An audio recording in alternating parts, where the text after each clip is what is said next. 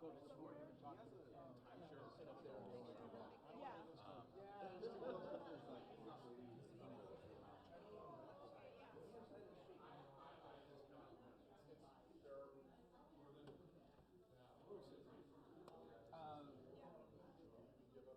Once I introduce you, you can find a seat after the council's already. I'm standing. You're standing for a little bit. Exactly. Walls right into the back of the wall. Okay, so all the department heads need these. I don't see these. Are they sitting up here? They will be. You just put them on the floor here and have them sit down.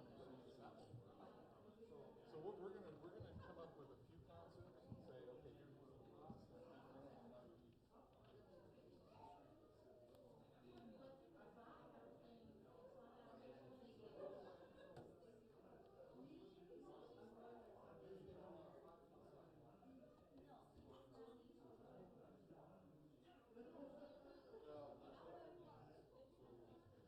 But then you gotta deal with parking, right? So parking is Oh, Gabe, time to go back to the first slide. How you doing? Gabe, call Gabe, tell me to go back to the first slide on this. So. we can get that Either way from just there, when the you're parking, coming from a stop sign. yeah, and I don't see anybody parking. So then you lost parking. So then you go to.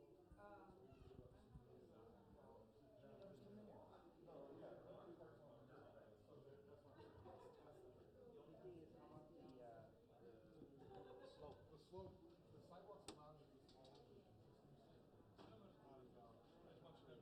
All right, we're ready. Here we go. Hey, John, what's happening? Not much. I'm sorry.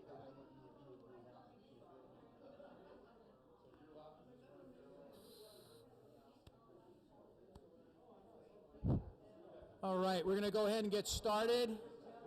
So the mayor and council and the department heads will be up here. So I'm going to continue to talk loud because they keep talking louder. So it's oh, never mind. So it's okay. All right. Well, good evening. Thank you for coming out to the first community forum of 2017. We've got some information we'd like to share with you from our department heads. But before we get started, I'm Mike Story, the city administrator. I'm going to kind of move this along as best I can. But you'll be seeing the PowerPoint on the screens about some of the information we'll be sharing with you about the projects that we're currently working on in 2017 and some things that we'd like to share with you and unveil this evening for the first time. So what I'd like to do, as I know I want to have the elected officials come up here, but first of all, I'd like to introduce our Mayor, Deborah Robertson, allow her to come up and say a few words. Please give Mayor Robertson a round of applause, please. Thank you. Okay. Well, good evening, everyone. How are you this evening?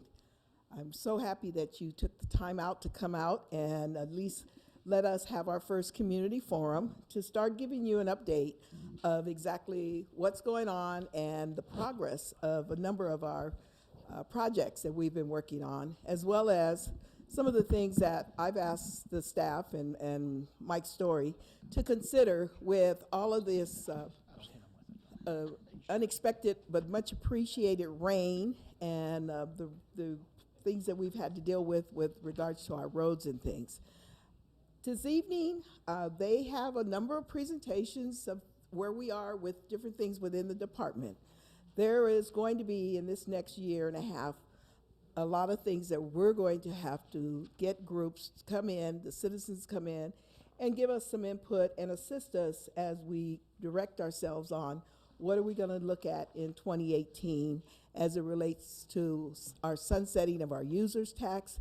We want to be able to talk with you about some of the things that we're exploring as to what we can put in place to replace that. But this is going to be a great year. It's going to be an active year. We're still pressing hard, moving forward. I know I am, and I think Mike Story will attest to it. I was on the phone with one of our developers just this evening, and he's giving me the woes. There's Rob. Rob, they called me, not you, giving me the woes on some issues we're having with U.S. Fish and Wildlife and state Fish and Wildlife on some things that they want us to do as it relates to up in the Renaissance Project. My understanding is we've already cleared everything. We've met the hurdles, we've got our environmental documents are signed, and we're ready to go. So I'm in a position that I've said to Mike, if it's on us to issue the grading permit, because everything's met, then issue the grading permit and let the developer work it out. Because I think we have been very gracious, very patient, and it's time for us to see some actual movement up there in the north end of the 210. Rob, I think, is going to be the first one up that's going to be giving you an update on where we are. I'm going to stay in the room to chime in. No, I'm going to be putting daggers in your back. No, stay in the room. But it's really time for, if you have a problem, not you, but our partners with what's going on in the Renaissance, that doesn't necessarily mean it has to become our problem, because they need to press and work it out. And I'll be more than happy to help them work it out if I have to take it all the way to the top levels of state government and the department heads of the state government with Fish and Wildlife, because unless they put it in writing and be very clear about what they want, then having someone in the field that keeps arbitrarily telling us they want us to do something one way or another is not the way to do business. We are really I'm pressing to make sure we move Rialto forward. So with that, I want to take the opportunity to also introduce our members, our council members, the newest council members, but also I'll start with my seasoned member, member who's been with me for a long time. We've been on this trail, and that was former Mayor Pro Tem Joe Baca Jr., but now he's Council Member Baca Jr., and Mayor Pro Tem Ed Scott will hopefully join us, but I heard that he's still at a doctor's appointment, so hopefully he will be able to join us. But I want to turn it over and give an opportunity for Councilmember Baca to come over and say a few words. Give him a round of applause. Thank you. Let's give it up for our mayor and her leadership. Give it up for Deborah Robertson. Come on, give it up for our mayor. Thank you. It's a pleasure to be here tonight, with the mayor, along with my colleagues and staff and community members. As the mayor mentioned, our city is making a lot of progress. If you notice the Super Center on Riverside Avenue, I've gotten a lot of compliments, just by talking to people in the community about the fact that Rialto is making progress. It's not stagnant, moving still. We still have the Coffee Bean on Riverside and Easton across from the In-N-Out, which is, I guess, its final stages of approval, which is moving. We got a potential fire station, park development. We got WSS Shoes, which is moving on Cactus and Aldi. We have all these projects that are moving, and those projects are important for the city. And I had an interesting conversation with a community member, with myself and Mr. Trujillo, when we were at the Cactus Randall debate, or discussion, should I say, about the new project. And he says, I don't have a problem paying the utility tax, but I like what Rialto's doing. When there's graffiti being painted, when there's potholes being filled, I feel like I'm getting my money's worth. And that's really important for our residents to feel. And one of the things this council has taken as a priority, anytime we get one-time money, and people don't understand what one-time money is, it's like money that's not ongoing revenue, we always try to do our best to reinvest it back to our residents, whether it's parks, roads, economic development. All these things are very, very important for us. But I think we got a great council. My two colleagues, Andy Carrizales and Rafael Trujillo, and the mayor, along with Mayor Pro Tem Scott. We have a vision, and we want to keep this vision going. But we also need your input. Your input is very valuable. We have to do this together. It's not me or one of us making the decision. It takes all of us. And tonight there's going to be a lot of presentations. Please ask questions. Please give your input on any other issues. We're here to listen, and that's part of our responsibility. We're also here to, take criticism, also here for input. But at the end of the day, we want to do what's best for the residents. So I guess I'll turn it over to one of my colleagues to say a few words. Let's give it up for Councilman Andy Carrizales. Have him say a few words. Hello, everyone. How's everybody doing today? So, for me right now, I'm just trying to learn everything. I'm trying to absorb everything. I call Mike all the time. I talk to our council. So I'm on two very important committees right now. One of them is the Southern Fire Station. So we had a meeting today, very productive. I know that our Chief Freitas has really been working really hard on this, and you know, he's got a lot of good options for it. So the southern station should be up a couple years, maybe one. But there's a temporary. It's yeah. I think he'll get into that, but he has a whole presentation on it. But the other committee I'm on is the Frisbee Park. So you know, we have an opportunity to really give the residents of that area the amenities that they've been wanting. You know, the benches, the parks, swing sets, and all that stuff. So I've been working with Perry, and we're just really getting down to the bottom of it. You know, are we getting a lot more stuff for the kids, and you know, some workout stations, some really nice basketball courts. So all the stuff that our residents want and what they deserve. So I'm proud to be on those committees, and just working really hard and trying to learn everything. I call Mike a lot, and I'm one that I always say I'm not too proud to beg. If I don't know something, I'm asking, and even when I do, I ask again just to make sure that I have the right information. So very proud to be your newly elected council member, and I think all the things that have been happening in the last few years are all going to come to light here soon. So just very proud to be serving you guys, and happy to be here. Thank you.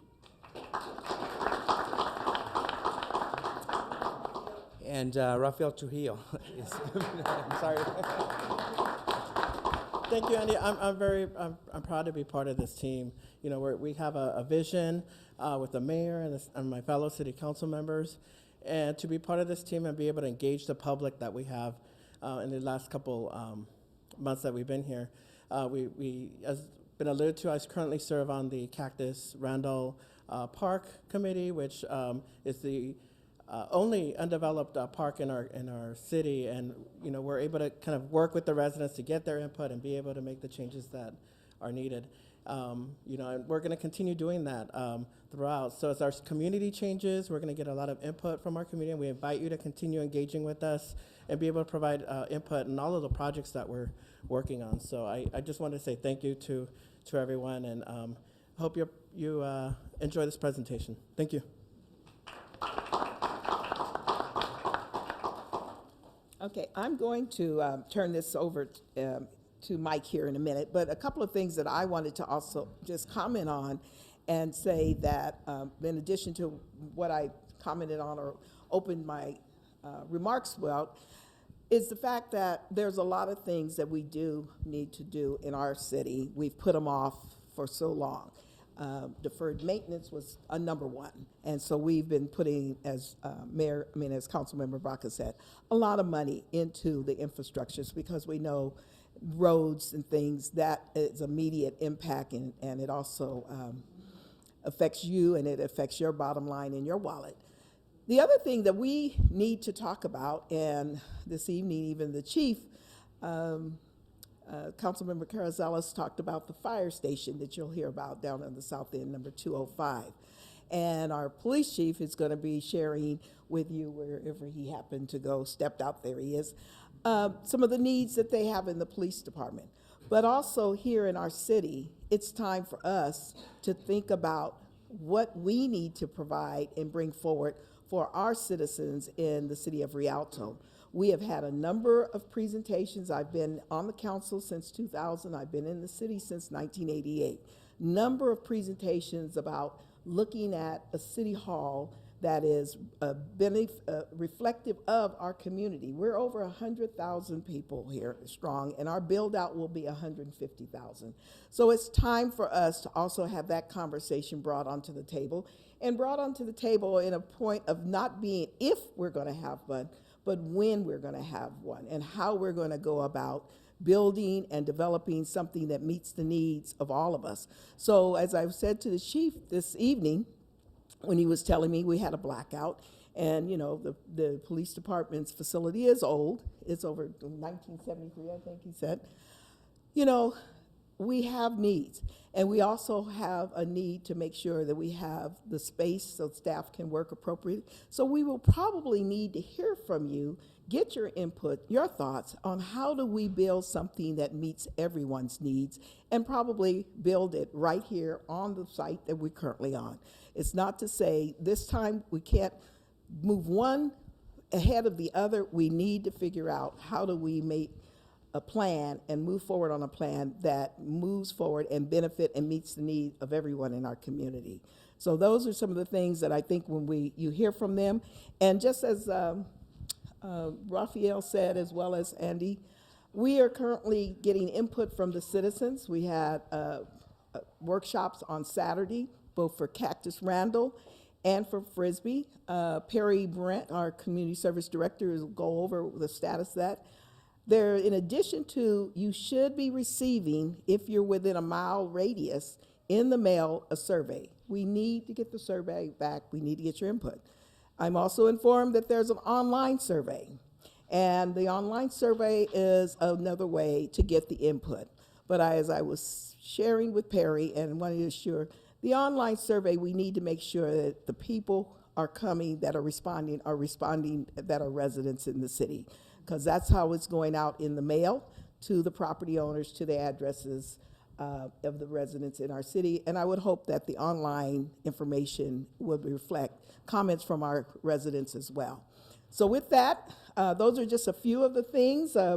We're working creatively. We've had some bad news about the PERS and the discounts and unfunded debts that we continue to always have to deal with. But today I can safely say, Finance Director, that we are afloat? We're in the black. We're not in the red. What? Our eyes are above water. Okay. So well, what about our nose? It's important to have the nose above water. I don't want just my eye. Okay, so with that, would you give a round of applause for one of our hardest working little city administrators, Mr. Mike Stork. And he's not little, but he is short. I don't know about that. That's a bad reference, George, that your head's just above water, because that really ain't doing me any good when you're my size. So what we're going to do is we're going to have the department heads make some of the presentations. Let me introduce them real quick. They're going to come up along with our elected officials. They'll sit up front. But I'm going to introduce them, and they're going to sit behind me, and then I'm going to call them up. They've got a few slides they want to go through. Hopefully their presentation will take about 5 to 7 minutes to be able to do that. And we have some of our staff in the audience. Then at that point, after each portion of it from that department, we'll ask for some questions from you, and they'll come by with the microphone and acknowledge that. We're taping this tonight, so it can be rebroadcast next week to be able to do that, so other community members who couldn't be with us tonight can also see what we talk about tonight. So I'm going to have them come and sit down. When I introduce them, you'll see them come and sit down behind me. So first off, you've got our Assistant City Administrator and Director of Development Services, Rob Steele. Get up here, Rob. Rob Steele. Sit down up here. Sit down. Do that. Then we've got our Public Works Director of Public Works, and City Engineer, Robert Eisenbeis. You can come on up here and sit down. And we've got our Fire Chief, Matt Freitas. There's Matt. Matt Freitas is coming up here. Our Police Chief, Randy DeAnda. Then we've got our Director of Community Services, Perry Brents. Where'd Perry go? You gotta quit walking around. You gotta sit. And last, certainly not least, we've got our Assistant to the City Administrator and Administrative Services Director, George Harris. He'll be up here. We're going to be, I know Raphael, Councilmember Trujillo's got it. We're going to get you copies of the PowerPoint and things, so we're going to be rolling through that. But we're going to start off with a presentation a little bit real quick here by Mr. Rob Steele, our Development Services Director, and he's going to talk about some of the development that we're looking forward to seeing happen that Mayor mentioned in 2017. Give Rob a round of applause.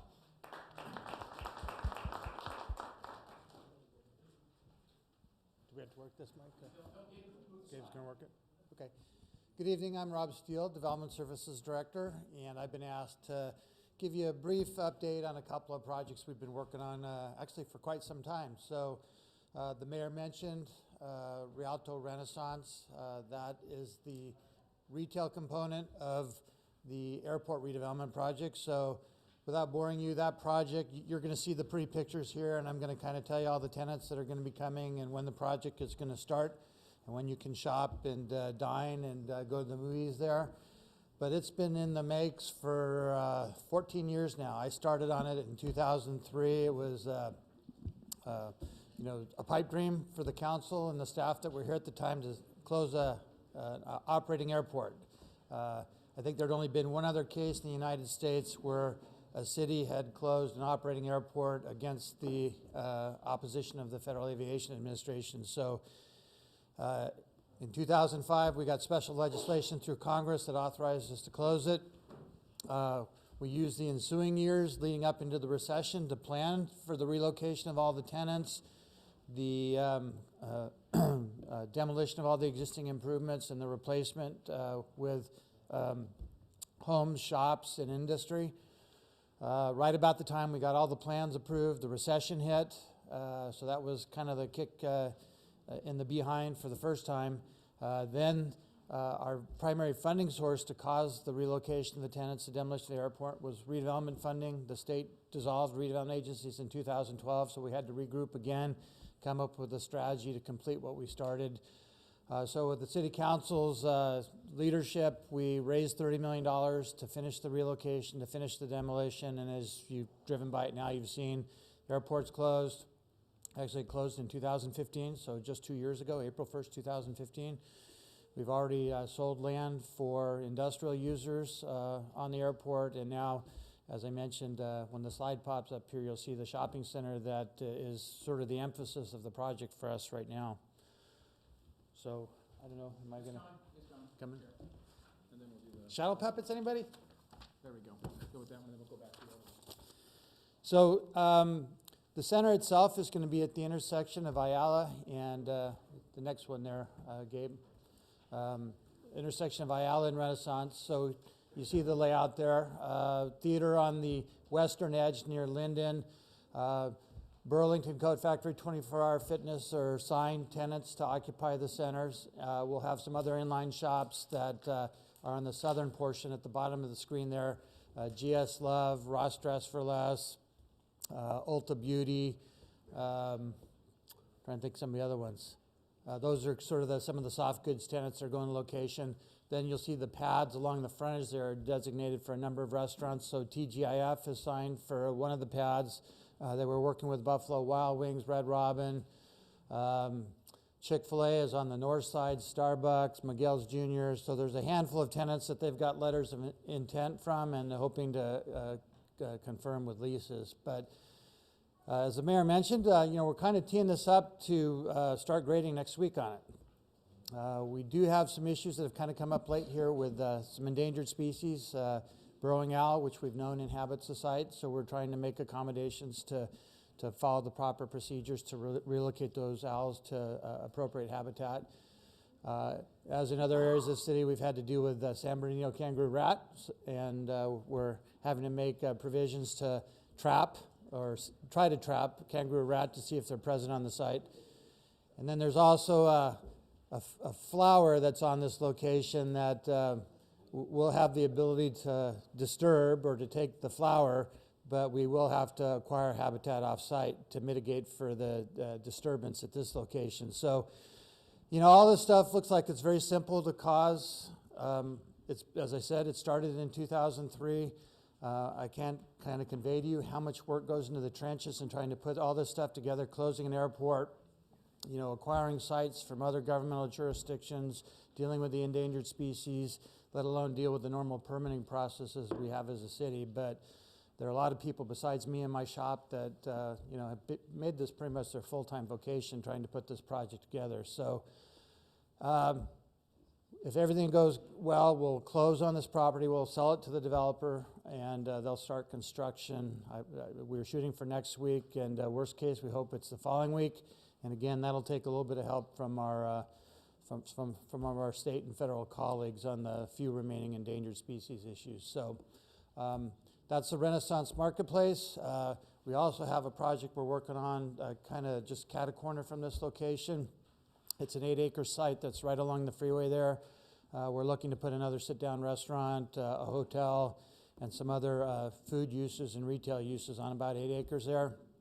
Not quite as complicated as this site, doesn't have the endangered species issues, but We have county property issues. We have old RDA property issues. So every site we have now is not a straight line, I guess is what I will leave you. Everything has some burden or some constraint on it that we have to fix before we can move ahead with development. So if you think things take a long time, it's usually because there's some underlying reason. So if we can switch back to the marketplace, Gabe. So this is, believe it or not, this site also had an endangered species issue. It's been on our plate for about 15 years as well. If you didn't know, this site was encumbered by a fly, an endangered fly. And so Delhi flower-loving sandfly. So that was the first hurdle we had to get over on this site many years ago. The Fish and Wildlife Service at the time pretty much said if you want to take a fly, you have to do 2 years, consecutive years of surveys. You have to determine that there's no flies there. If there's no flies there, you quickly went out and graded the site so that they couldn't establish a presence there. But if you did find a fly, then you had to get what's called a federal take permit, an incidental take permit. So our development partner in this case, Newmark Merrill, did the surveys the first year and found no flies. The second year, the biologist saw one fly crossing the site. So all of a sudden it became a take permit. The developer had to buy 7 acres of offsite habitat for $1.5 million to replace the habitat for one fly. So just to give you an idea of some of the things we deal with. This site was first submitted to us in 2004. We entitled it, Walmart was the applicant in 2007, so the city council approved it, and we were immediately sued by an attorney called Corey Briggs. He tends to chase all the Walmart projects. We fought the litigation with Walmart for 4 years. We won at the trial court. He appealed it to the appeals court. We won at the appellate court, and he appealed it to the California Supreme Court, and the Supreme Court didn't deny the challenge until December of 2012. So it literally took us about 8 years from the time the project was submitted to the time it cleared litigation. And then Walmart started the process to plan for the site, to prepare the construction drawings, infrastructure plans. And they were moving a little bit slowly. They became very cautious after all the litigation they encountered. But we finally issued permits in 2015. So you see the project is scheduled to open up on April 5th, 2017. That's their grand opening date. So and Robert, I think, has a slide on this. We invested in all the perimeter streets. Walmart's building all the improvements around their shopping center site. We decided to expand it to include basically all the streets around the 4 corners of the block there. So when that thing opens up, those should be the best streets in the city to drive on. They aren't right now, so don't drive down there and test it. You'll hit some potholes. But we want to make sure that we attract as many customers as we possibly can from Colton, from Fontana, as well as residents of Rialto to shop there and bring their tax dollars to us. Walmart is building their store. It's a 200,000 square foot supercenter. Our development partner, Newmark Merrill, is building all the shop space on the frontages, and some of the tenants that are going to come there, Pyology, pizza place, a wood-fired pizza place, Menchie's, Chipotle, Jersey Mike's, Hawaiian Ono, GNC, Les Schwab, Carl's Jr. What am I missing? Am I missing any of the majors? I think those are all the majors that are going to locate there. So we'll have a little food court where you can get your plate at Chipotle or Jersey Mike's, and then go sit out on a patio area where you can take advantage of the California sunshine. So this is the representation of the corner treatment there at San Bernardino and Riverside. So you can see the little food court there on the corner. And that is also expected to open on April 5th. So 3 more months and that will open for business. So these are 2 projects long in the gestation process. We're happy to finally say they're going to be available to the residents of Rialto. One last thing is Walmart will be vacating their old store and moving north into this one. They have sold that old store to a company called Pacifica Development. We've been working with them. They're going to try to split it into 3 or 4 modules and bring in additional retailers. So they've been talking to the Ross Dress for Less, to some of the apparel soft goods folks, trying to fill in, instead of 120,000 square foot store, they're trying to fill 30 to 40,000 square foot slots and maybe build some additional pads on the frontage. The city, I'll call it the city, owns the land in between the old Walmart and the new Walmart. So there's 15 acres or so there that we just completed a request for qualifications this week. And we had 3 interested parties submit statements. So we're hoping to weave that into the project as well, so we can connect the old Walmart with the new Walmart by developing all that interior space. Just as a heads up to you, we have the same problem in that interior space. We've done 1 year of fly surveys, turned up negative, so get your fly swatters out. We've got to go out and do surveys again this August, and hopefully it comes out negative. And if so, we'll quickly go to grade the site so that they don't come back, and that we can develop that without having to pay the same mitigation payment that Walmart had to. So 15 acres, Fish and Wildlife Service would ask for 5 acres of mitigation at $250,000 an acre, so it's $1 million, $1.25 million to mitigate for a fly if we find one. So we have a high stake in that outcome. In any event, those are 2 of the major projects that we've got coming online now. We've got a lot more stuff that we're working on, but those were the 2 that I were asked to describe to you, and I'd be happy to answer any questions. Just wait for the microphone so Tony or Josh can get to you and stuff. So, okay, go ahead. I have a question about the property between the old Walmart and the new one. There's a lot of cute little squirrels. They're not endangered, or chipmunks or something? The squirrels aren't, burrowing owls like squirrel holes though, so that's one thing we will have to check for. As we've learned, those are protected species, so.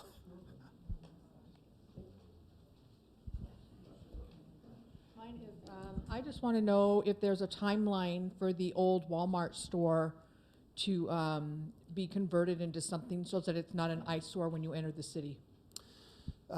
We had a timeline in the development agreement we did with Walmart, and I want to say it was they had 6 months after they vacated and moved north to find a new tenant for the building, or there was a higher level of maintenance that they had to provide to the building. Now, I think we're in a better position than that now with this development company that is already in escrow for the building, and they have to close on it, I want to say 30 days after Walmart moves north.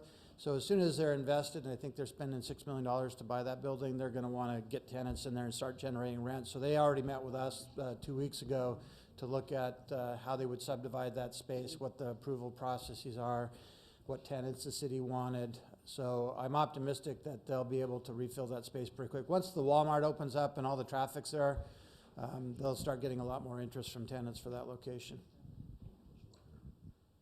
Question I had on the Renaissance. Lewis Hillwood LLC group. Is Lewis Homes or Lewis Commercial Properties involved with this group? It's not Lewis Homes anymore, but that company, Lewis Operating, they have a bunch of subsidiaries. Lewis Operating Corp is I would say the primary partner that we have. Hillwood is a partner as well, so it's Lewis, Hillwood, Rialto, and Hillwood's responsible primarily for the industrial development. Lewis has been kind of the master developer and also taking responsibility for the retail and the residential components of the project. So they won't actually build the residential, they will build the apartments, they build those and hold them. The single family homes, they will prepare the lots and then sell them to merchant builders like Standard Pacific or Kaufman and Broad, Richmond American, that do build single family homes. Yes, right here. Oh, excuse me. Do you have plan for the land across the street from Walmart? Future plans? That site is, you're talking about the vacant land at the corner there? Correct. We've met with that property owner several times. It's German ownership, and that one is severely burdened with fly issues right now. The back 10 acres, they have had they have spotted flies on that location. So when we've notified that owner of what the procedures are to get a permit to take flies, or what we think they're going to have to do is probably dedicate the back 10 acres as conservation land in order to get the front 10 rights to develop the front 10 acres. And the last time we talked with them, you know, they were willing to entertain that because the alternative is just to sit on it until the fly is not an endangered species anymore, and that's not likely to occur anytime soon. So again, I think it's a similar situation. They were very excited about the Walmart coming. They were very cooperative with us in getting the right of way so we could widen the street. So I think they're going to be motivated, and I think people are going to start showing up on their doorstep to try to get that front 10 acres at least and develop it for additional retail, zone for retail purposes. I see. Also, how far south does Rialto goes on Riverside? Our boundary goes to the river, the Santa Ana River. Oh, really? That So far? when you get to the river, we're on the west side of Riverside, and on the east side is Colton. But our boundaries go right to the river edge. Really? Wow. So you still have a lot of land to develop in Rialto, I assume. You know, it's we do have a lot at the north end in Lytle Creek. The airport's obviously a large landform. The Aguamanza area, which you're referring to, we have some. It's kind of getting developed ever so slowly. Recycling land down there to industrial uses. The El Ravino Golf Course is in Rialto down there, so that's a large plot of land that still needs to be developed. You said golf course? Well, it was a golf course. It's been closed for 5 years now or so. Oh, yeah, I know. I know exactly where you're talking about. So that's in fact, they're clearing trees out 130 there acres, now. I think, of vacant land. Yeah, that's Rialto? Yes. We annexed that in 2007, was it? Oh, wow. A lot of land. So my question is about Renaissance. The plan talks about public space there, but it's not clear on what type of public space is going to be in Renaissance. Like, is there going to be a youth center there, or what kind of public space will be there? Good question. One of the elements that came out of our development agreement with Lewis Hill with Rialto is we entered into a development agreement, in fact, just recently in December, and it requires Lewis to advance about $35 million in total revenues to the city to develop parks. So you'll hear from Perry later on some of the park projects he's working on, but Cactus and Randall and Frisbee Park have land available for park improvements. So we asked Lewis to donate money to us very early in the next few weeks, in fact, to help pay for the improvement of those offsite parks. And you say, why is that project paying for a park in South Rialto and in East Rialto? Well, we had plans ready to go, and we didn't have funding for it, and the council wanted to get some quick park improvements in the ground, so that was just one of the negotiating points we had with Lewis. Doesn't mean we abandoned the airport. They also have a 20-acre park site set aside up there, and as the project develops, primarily as the residential component of their project develops, that 20-acre park funding will be set aside to make that improvement as well. So those are the public park spaces. If you were asking about within the shopping center, I think I saw Gina come in. There she is in the back. She's making sure that the entertainment and the restaurant and some of the social entertainment aspects of the project all connect, that there's paseos, that there's outdoor seating, that there's some interesting public features, whether it's water or seat walls or those types of things, landscaped areas where people can gather either as part of a restaurant patio or what have you, or as part of just a public open space, and possibly where some events could occur as well. So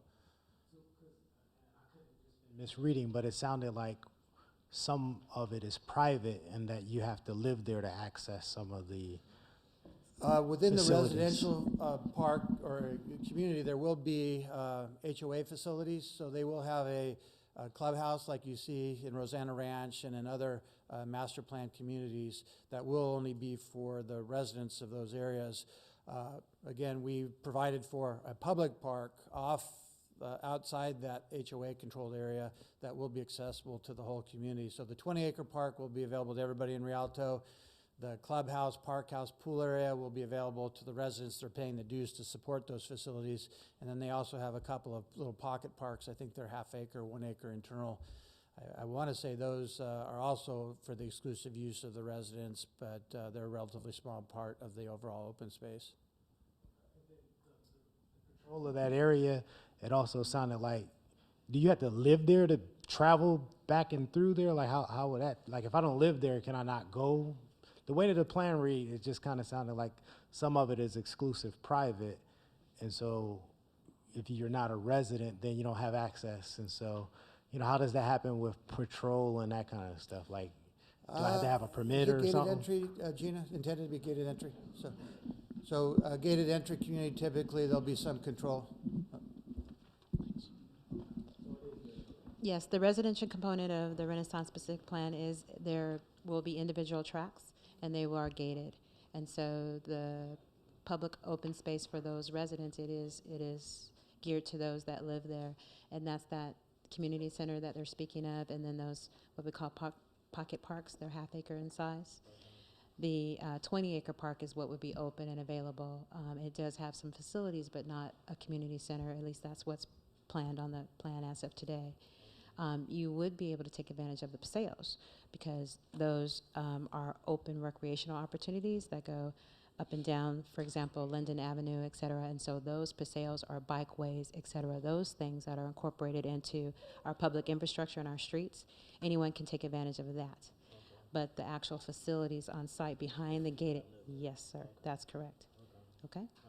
Okay. Well, thank you very much. Give Rob a round of applause, please. Thank you. All right. All right, next up, we're going to have our Director of Public Works and our City Engineer, Robert Eisenbeis, come up and talk about some of the more capital improvement types of projects that you currently are seeing around town that you drive around and have to get delayed for and wait and go around a detour or something like that. So give Robert a round of applause as he talks about some of our capital projects. Good evening, Robert Eisenbeis, Public Works Director, City Engineer. Pleasure to be here with you tonight. Thank you for coming out. We have a lot of capital projects, quite a lot, and it would probably take the entire time of this forum if we wanted to go through every one of those projects.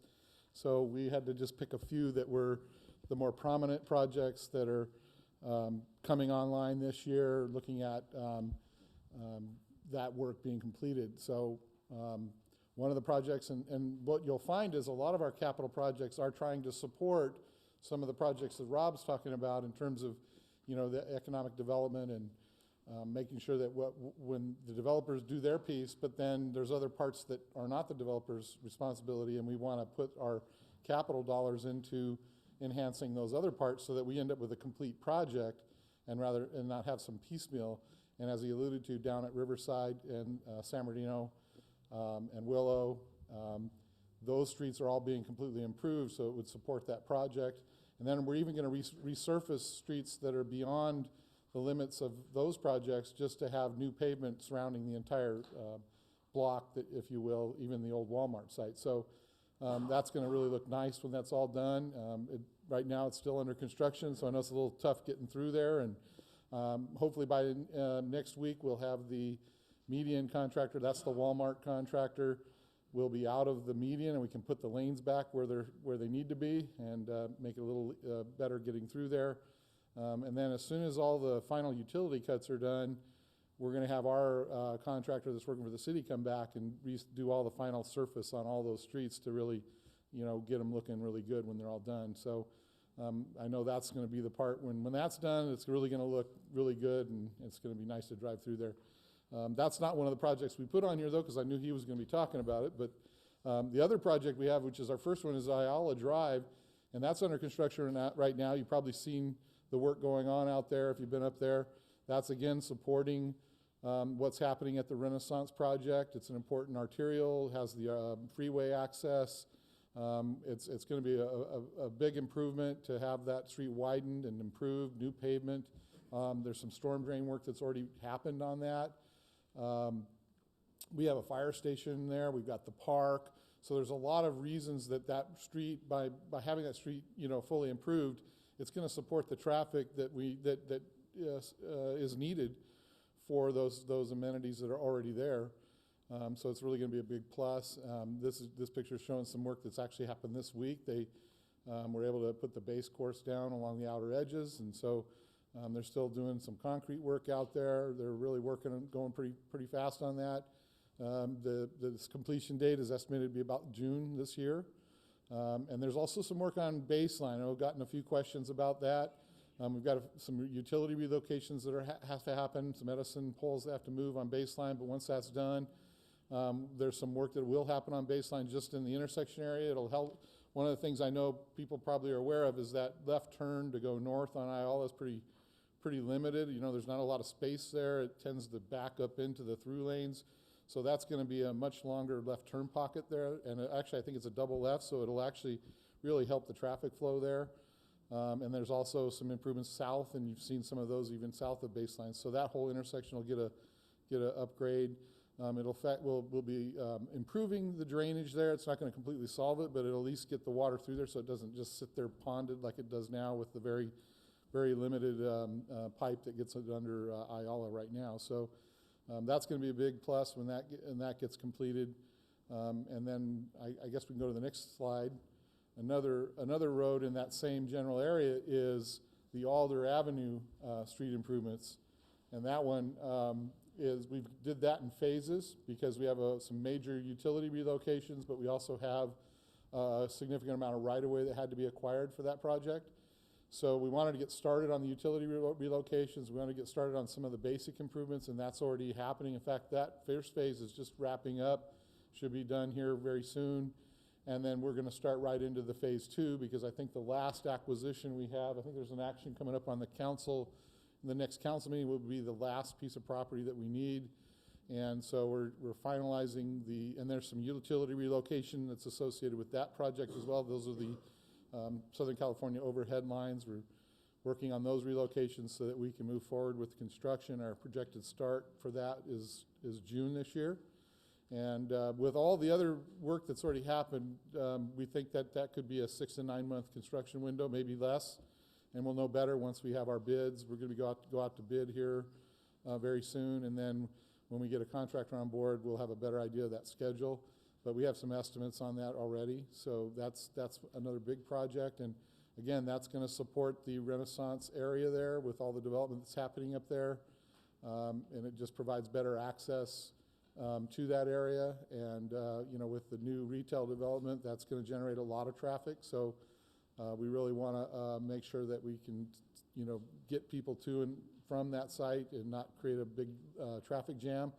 We're also looking at the freeway at Alder, the interchange there. It doesn't reflect it now, but a lot of the studies we've seen based on all the development, it's going to be a challenge for that interchange. So we're going through a feasibility study, working with Caltrans right now to look at options on how we can increase the capacity of that interchange. One of the things that really needs to happen is we need the double lefts, and we need, you know, and so to do that, we need to either look at widening the bridge, or we've worked out a plan where we would potentially be able to stripe it in a manner that doesn't require widening the bridge, but it does require some design approvals from Caltrans. So that's also an ongoing project that's associated with the Alder and the Renaissance area. The next slide is the Riverside Avenue Linden traffic signal. I know a lot of people have been asking about this for quite a while. We've been working on this for some time, and this is another phase project because the overall project is to widen Riverside Avenue and take the improvements north. But that's got some long-term right-of-way acquisition that has to take place, and there's an immediate need for this intersection to be signalized. If you've ever been through there during like school hours and things, it's really obvious that this intersection needs to be signalized, and it's really a safety project for us. So we're going to do some limited improvements in the intersection itself so that we can put the signal in. And the signal, we've taken some time to look at this so that we can make sure that when we come back and do the overall project, the poles we're using will still work on the future project. So. But our main goal on this first phase is just to get that signal in.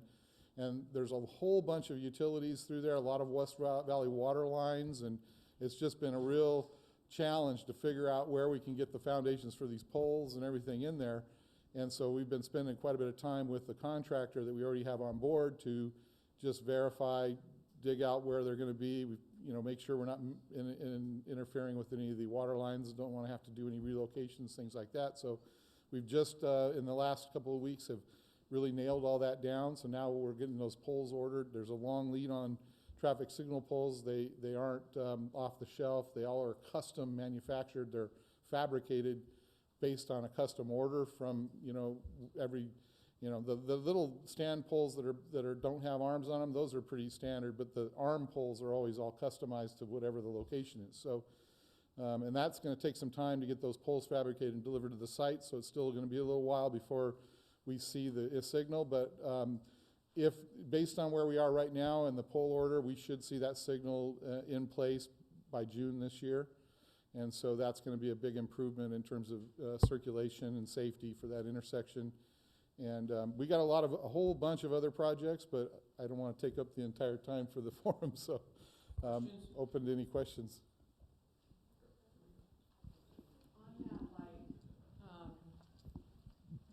I work at the school district, so I'm in that intersection a lot.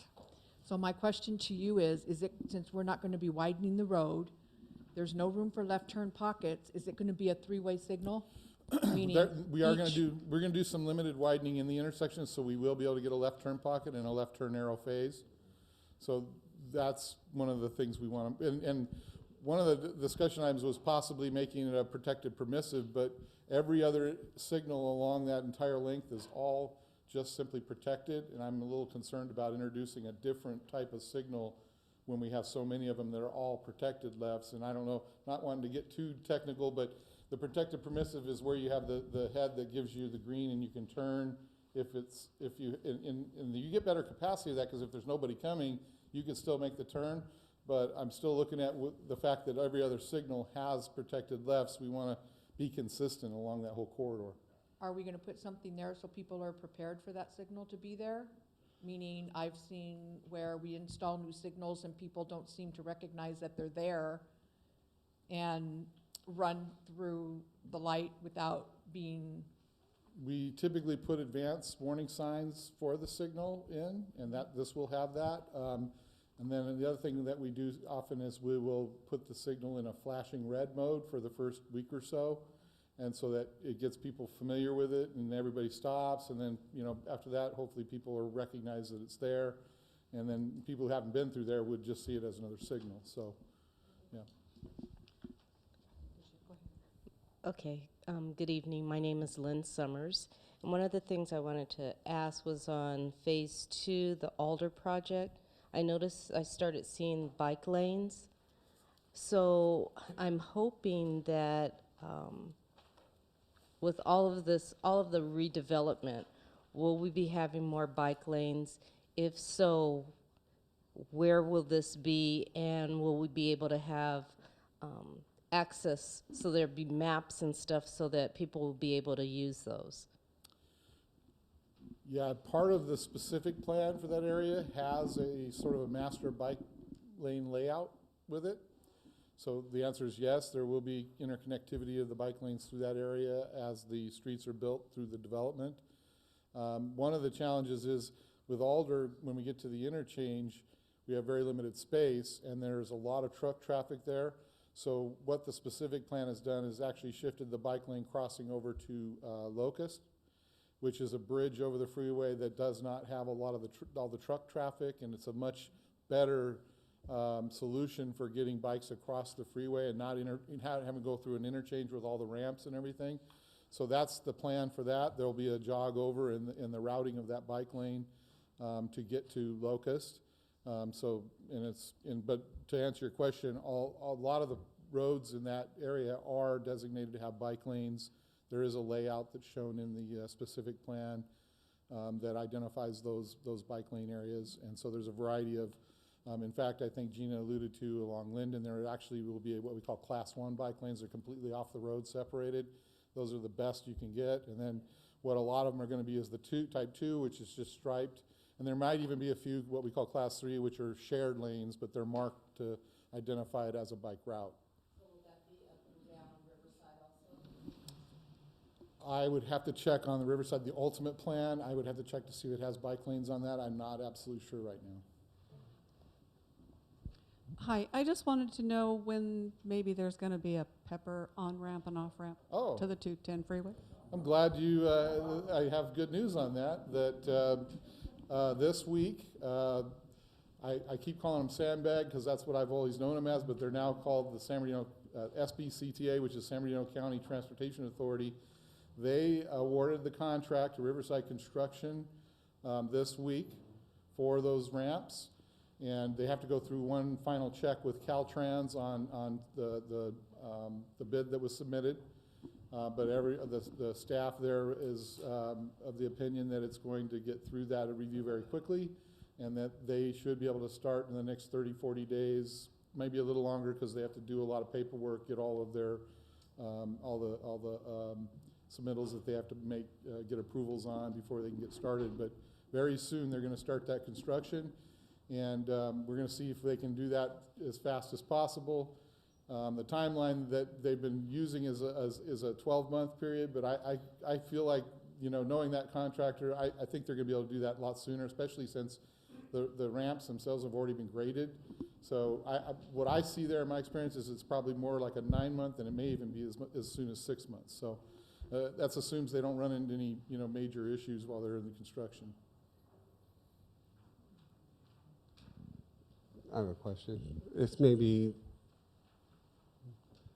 stuff that's going to be done way, way, way in the future, but is there any thought process, probably for both you and Mr. Steele, about Casmelia and Easton and the expansion of that and making it like the area of the property right adjacent to the freeway becoming a support for the Renaissance in the way of small business, light industrial, that kind of stuff? Yeah, it's kind of more of a planning question, but I know that is included in the specific plan, at least portions of it.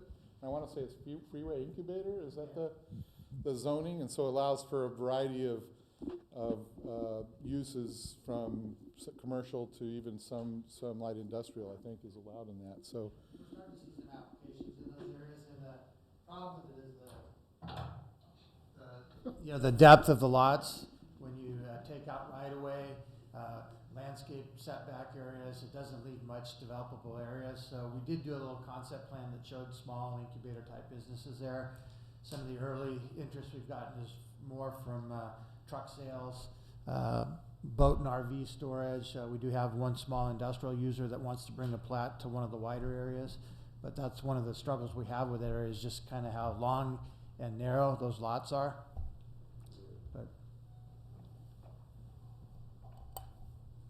Two quick things. My name's Oscar. Hi. And just because I was driving south on Alder today, when you exit the 210 and you're going on Alder, there's 2 lanes, and the right lane has a yellow sign on it that says right lane. I mean, you have to merge to the left. Yes. But there's a straight arrow and there's a right arrow. So people don't know that just because I got cut off today. When you merge to the left, almost right away, you actually have to merge back to the right because that left lane turns left into that area. So I was just bringing that to your attention because it can cause something. And we'll look at that. Thank you. Another thing too was on Riverside, 2 things. Has there been talk of maybe reducing the miles per hour there, south on Riverside towards the freeway? Just because I know there's a sign on the side that has the way the lanes, the left lane goes to the freeway, the right 2 lanes go straight. But to me, that sign's kind of small, and it's too late almost. By the time people see it, they're already at the intersection. So maybe has there been talk of moving that sign further north? We can certainly look at that. And making it bigger so so sign, yeah. people could see it. That's something we can definitely do. But as far as setting the speed limit, there's a whole procedure as far as that goes. I don't want to take everybody's time, but that does require, we have to follow state law on how we set speed limits, and it surprises people a lot of times that we can't just decide what the speed limit has to be. We actually have to go through a survey process, and it actually has to be set based on what the speeds actually are, which is kind of surprising to a lot of people. But yeah, we're kind of stuck on that one. We have to follow the state law on that. So, thank you. Anybody else? Thank you, Robert. Appreciate it. Round of applause. Thank you, Robert. All right. I know. Hopefully, we're not boring you or anything, but if you just seem to get a little drowsy, over in the conference room here, we do have some coffee and some cookies and some water over there, so we provided for you this evening and stuff. So if you want to go over there anytime, you can walk over and do that. Now I'm going to turn it over, and we're going to talk a little bit more about the fire department and Fire Station 205. And so I'm going to let our Fire Chief, Matt Freitas, come up here and talk a little about that. Give Matt a round of applause, please. Thank you, Mike. Thank all of you for coming out this evening to the Mayor's Community Forum.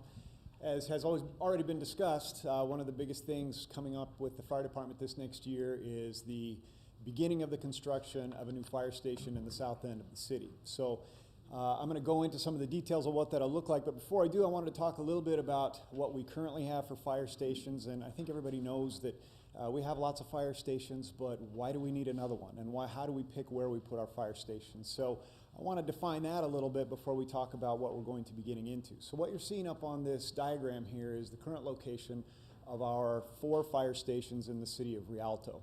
Now, if you notice, they are nicely distributed in the north end of the city, but conspicuously missing is resources down in the south end of the city. And that's important. And some of the ways that we measure this is to make a decision like this is a big decision, and we use a lot of the data that we gather, and we set benchmarks for performance, and our benchmarks are very profound because what we're dealing with is life, health, and safety. So one of the big ones that we use is we focused on sudden cardiac arrest. That is because sudden cardiac arrest is one of the leading causes of death in the United States. And each year in the city of Rialto, we have between 120 to 150 people who are hit with sudden cardiac arrest. Fortunately, not all of them perish. But unfortunately, nationally, the survival rate for a pre-hospital sudden cardiac arrest is only about 9%. And I'm very proud to say that here in the city of the Rialto, because of different techniques that we use, not just one or two things, but a combination of things, we have a survival rate that is between 30 and 50%, which puts us 3 to 5 times higher than the national average. Now, some of those things that we do, which by the way are things that you're only finding done here in the city of Rialto, we're very progressive in what we do, so our statistics, really nobody comes close to our survival rates that we're able to have. One of the key pieces of those is response times.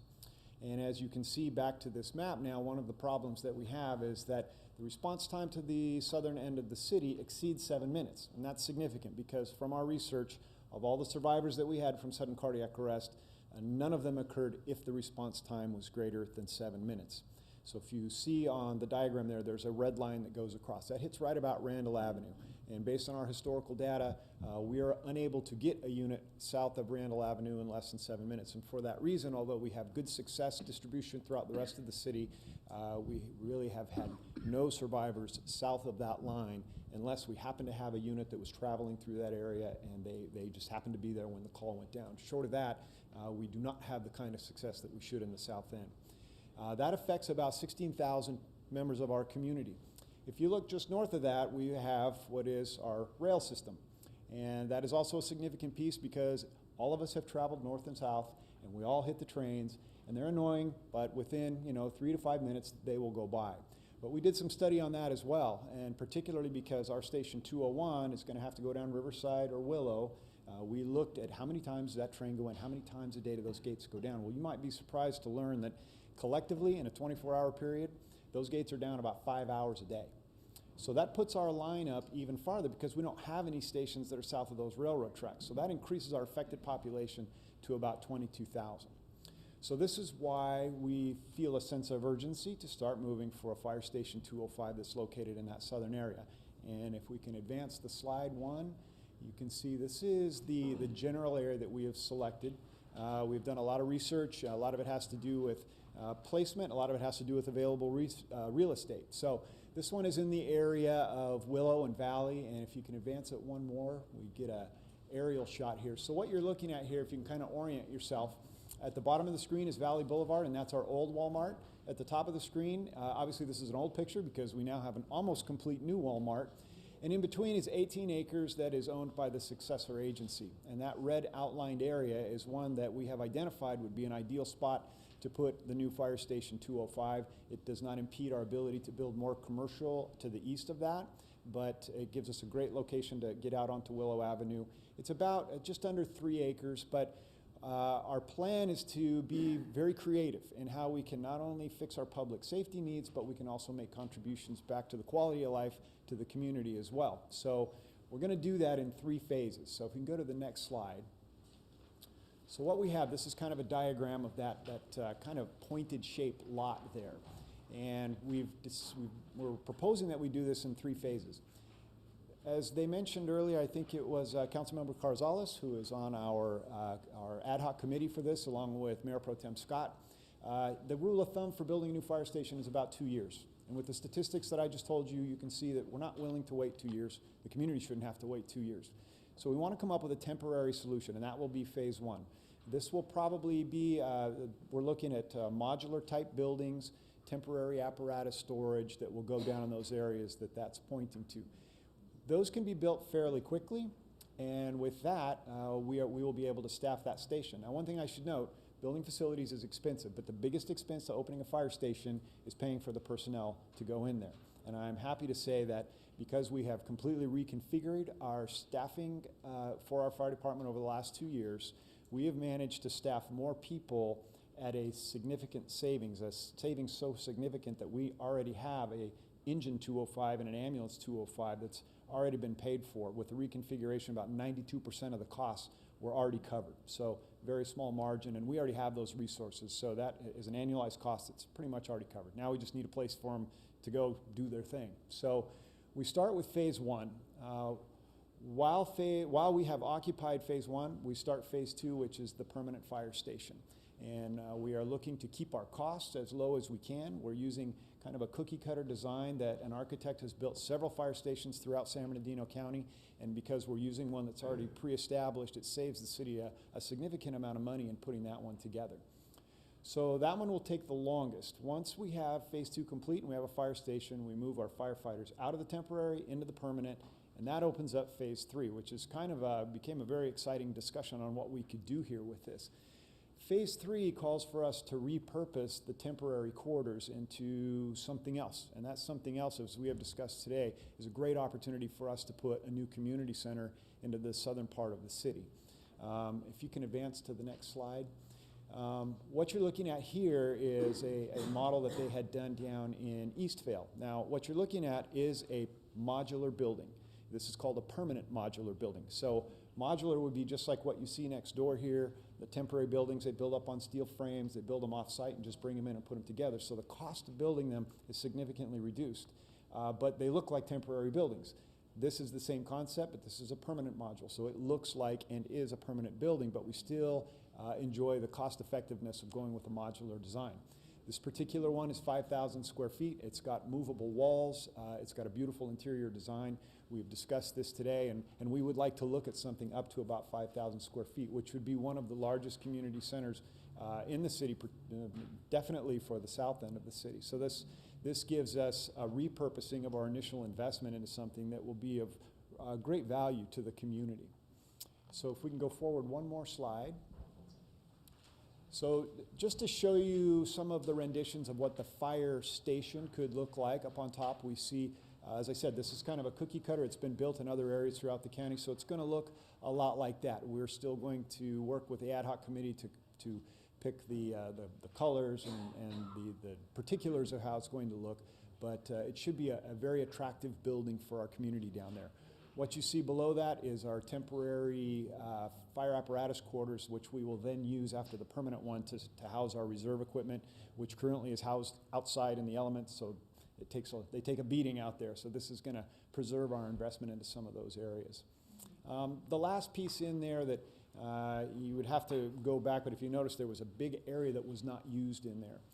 That is going to be outdoor training center for our firefighters, which is something that we need. If you look on the lower right-hand corner there, that's something that every fire department needs to use to keep our skills fresh, teach our new firefighters. We currently have a training center behind our fire station 203.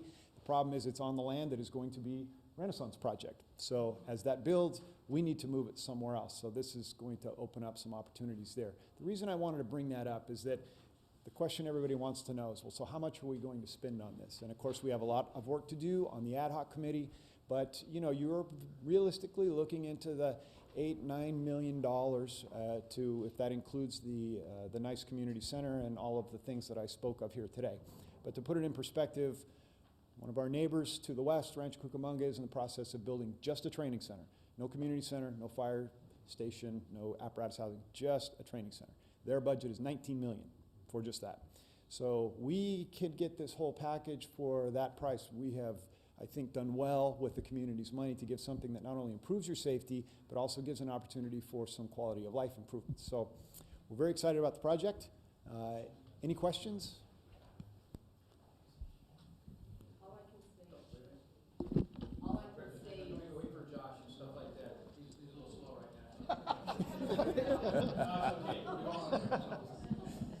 No, I just wanted to say, living on the other side of the train tracks on the south side, I just want to say thank you. I know that we had been talking about it before, so that's very important to me. I work in the emergency room, so whenever I do see people that do come in and they're having difficulty breathing or heart problems, time is of the essence. So I'm glad that the city decided that this was very important to put something in there. Great. Thank you, Lynn.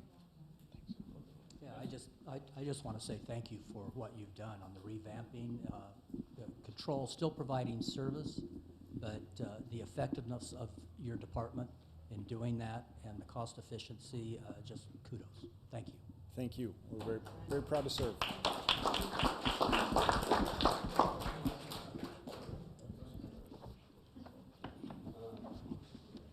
My question is,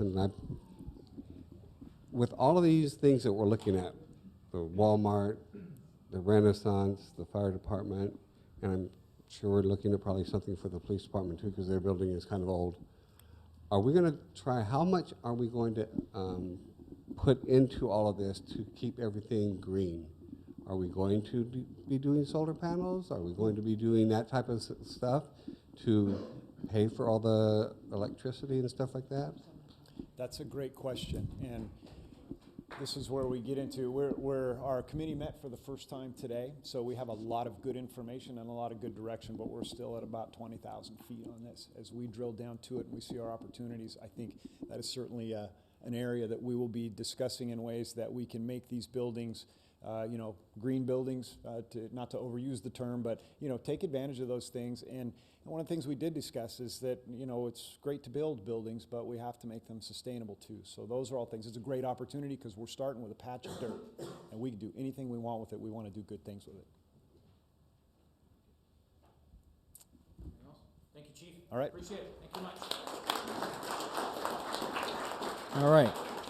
Thank you, Chief Freitas. As Mr. Barton mentioned about the great job that Chief Freitas has done, Molly's been here and stuff, and you probably saw in my monthly newsletter and stuff that Chief Freitas will be retiring May 1st, and so we appreciate his time that he's been here and everything that he's done. He's been a great part of the team that we have assembled up here and things, and don't panic. I got a plan. Don't worry about it. So we'll be in good shape. So let's move on now. We'll go to the next part, and the pleasure to introduce our police chief, Randy DeAnd, and he's going to be able to go over some things that he's not only with some of our police operations, but some of the things that are more community-oriented, and they're dealing with some of the social issues that we've got. So, Chief DeAnd, give me a round of applause. Thank you. I just commented to the fire chief. It's very, very hard to follow the fire chief's presentation, obviously, because we all know that the fire department are our heroes. But one thing real quick, do you know why God made police officers? So firemen can have heroes. So, just a comment. So, but no, we work very, very well.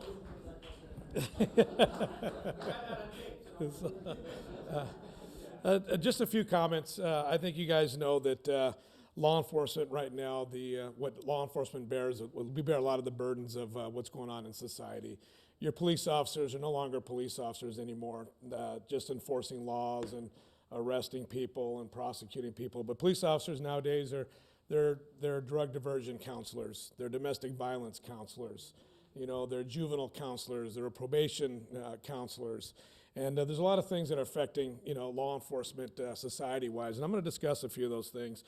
But in 2014, following the governor's mandates in the state of California, we had a large population that was released from our state prisons into our communities, which resulted in the rise in crime. So law enforcement had to come up with better ways and better philosophies of policing our communities.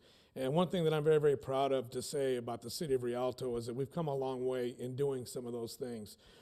We built a lot of partnerships in the communities. We built a lot of partnerships with the school districts, a lot of the youth programs. But some of the things that have been reoccurring, which I think everybody notices, is that we've been experiencing a lot of problems over the last 2 years. So we started a community outreach team along with our Rialto reentry support team that at one time were designated to dealing with the prison population that was coming back into our communities and to prevent ways of keeping the crime down. And as we found that has been very, very successful is I want to recognize Corporal Greg Marquez, who's in the back. He supervises our Rialto Reentry Support Team and our Community Outreach Team. And he has assigned to his team, he has 3 officers himself, along with a full-time probation officer, and then a lot of the Rialto Police Department volunteers, which a few of them are here in our audience, that help make the program successful. Now, that is specifically for the Rialto Reentry Support Team, reference the mandates from the state of California and the governor. But now we started having an experience, and I'll give you a few examples. One of the experiences that we saw rise was obviously our transitional services that are offered community outreach to assist our homeless and our mental health community, which we had a big problem with in identifying it. So now we're out there trying to provide, number one, identify them. Lieutenant Dean Hart, who oversees community outreach program, just walked in and he waved. So let's recognize him. We had in 1 year's time, and I think the Traffic Commission could vouch for this. Last year alone, we had 12 fatalities. 7 of those 12 fatalities were pedestrian related. And what we found in those pedestrian related fatalities, it was our homeless, our transients, and those that suffered from alcoholism, drug abuse, mental health. So that was our 2015 statistics. In 2016, we put a lot of resources and training and education in our traffic unit. We built up our traffic unit, and we were able to reduce that to, I believe, only 3 fatalities. And that's quite an accomplishment. And a lot of that was not just enforcement. It had to do with a lot of our grants that we utilized for our Office of Traffic Safety grants. And a lot of it was educating, going into the schools and educating our children that are walking to and from school, and educating our drivers, and also the enforcement sides with our DUI checkpoints. But so we had to add to that, and we added the mental health portion. And Rialto Police Department was the second police department in San Bernardino County to have assigned to our department in the department, and they work 7 a.m. till 6 p.m., and it's 2 behavioral health employees assigned to the PD, and they're called the TEST team. They're the triage, engagement, and support team.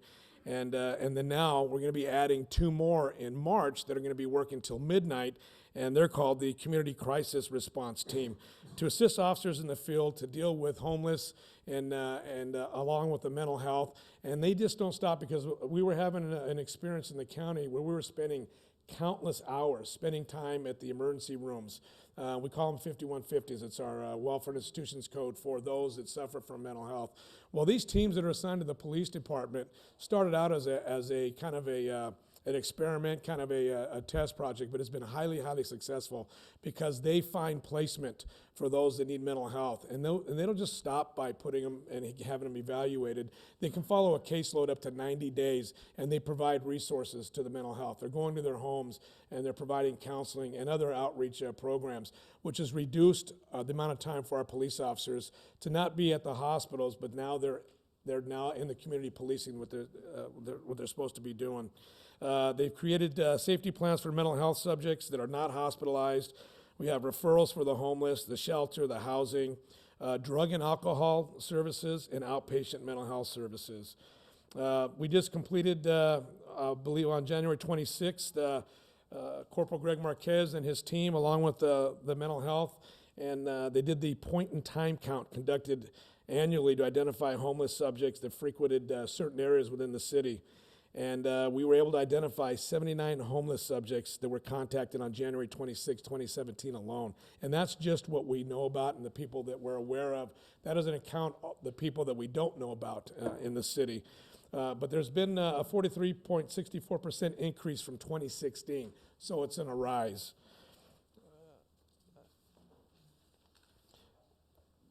And how did we do in 2016 with implementing of the community outreach team and our RST team? Well, we had directed enforcement of community outreach services that increased our ability to document the transient homeless mental health subjects, and our transient contacts were up about 205%. So that goes to show you it is a problem. Our subjects contacted for panhandling increased almost 8%. And when I talk about panhandling, these are the individuals that are out in front of our stores, in front of our grocery stores, that will come up to you and ask you for money. So obviously our RST team and our mental health teams that are out there, we're trying to address these situations. Our trespass violations issued we're up about 16%. Our probation compliance checks are up almost 45%. So you see the increase in these certain things. So this is why the police department has adjusted their philosophies, and that's why we're going to be out there trying to train and educate and provide these services for our homeless and our transits and our panhandling. Try and reduce these types of statistics, and we've been very, very successful thus far. Are there more things that we can do? Yes. Are there challenges on how we're going to get that job done? Yes. But that's why we're working diligently with the city, our city council, our mayor, and obviously looking at their visions and how we can curb some of these situations. Now, how have our youth-related services impacted the Rialto juvenile community? The common reasons that juveniles were contacted by the police in the last 3 years are very, very staggering. You've heard me say in the past, I think our juvenile population is probably one of the most precious commodities that we have in the city. They're our next generation. They're the ones that are going to take the city and be a part of its future. So we take that very, very personal. We're very, very compassionate about it. We've been highly, highly successful with our youth programs. A couple of crime statistics as a result of our youth programs, and I'll talk about those programs, but as our crime suspects with our youth has dropped 37%. Arrested juveniles has decreased 42%. Our Part 1 crimes, which is your burglary, arson, rape, homicide, mayhem involving juveniles, is 35% down. Our narcotics violations arrests, 63% down. Our runaways are down 19%. Now, when the mayor was speaking here recently on her vision on where we're going with our youth programs, I had given her the 2015 statistics, which are now going to be 2 years old. And these numbers, although they're great, obviously our goal is to reduce them even more and bring those rates of success with the juveniles even more so. What types of programs are offered to our youth? We have our Pride Platoon, which is a structured program to help struggling teens alter negative behavior and establish leadership skills, our core values, our pride, respect, integrity, discipline, enthusiasm, and we have successfully processed through those programs over 500 youth. And those 500 youth, there's probably about a 95% success rate, and we draw amongst those juveniles and hopefully give them the guidance, the mentoring, and the development to be successful in their endeavors, going to college, being able to get a high school diploma, being able to workforce development and education, and in the military. And then we also recruit from within our police explorers, our cadets, and our police officers. So a lot of success stories, and we're going to continue working on those things. We also, with everything going on in society, I think everyone knew with the statistics that President Obama had put out that we had lost 50,000 people due to pain medications, opioids, and fentanyl. Well, guess what? It's now here on the West Coast, and now we're providing alternatives and education. We're now into the 6th grade, and it's called our GREAT program, and it's our Cal Grip program, and it's the gang resistance education and training that's been taught in the elementary schools and the middle schools, and over 1,600 students have been taught, trained, educated, mentored, and developed over the last 2 years. Those are significant, and those types of programs have which allowed us or enabled us to be successful in reducing the juvenile crime. And we were just recently at I guess you can call it a town hall meeting or a symposium where it was about juvenile reforms. You know, I've been to a couple of these things, and I'll tell you right now, our mayor, her vision is to work with our youth and to reduce some of these type things. And it was very, very nice to get up and be able to speak about what I'm speaking about now and show how successful our youth programs. Is it enough? No. Are there going to be grants that were out there? I just came back from Washington, D.C.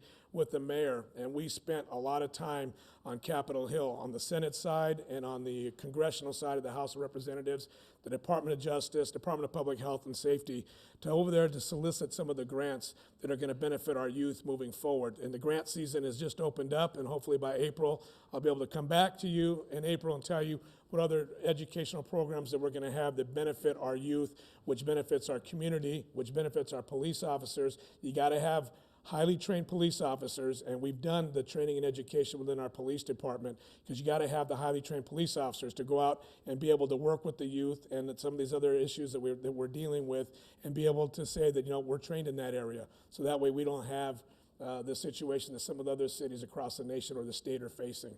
And I'll tell you what, I think we've put Rialto on the map when it comes to that. We have 4 of some of the best grant writers.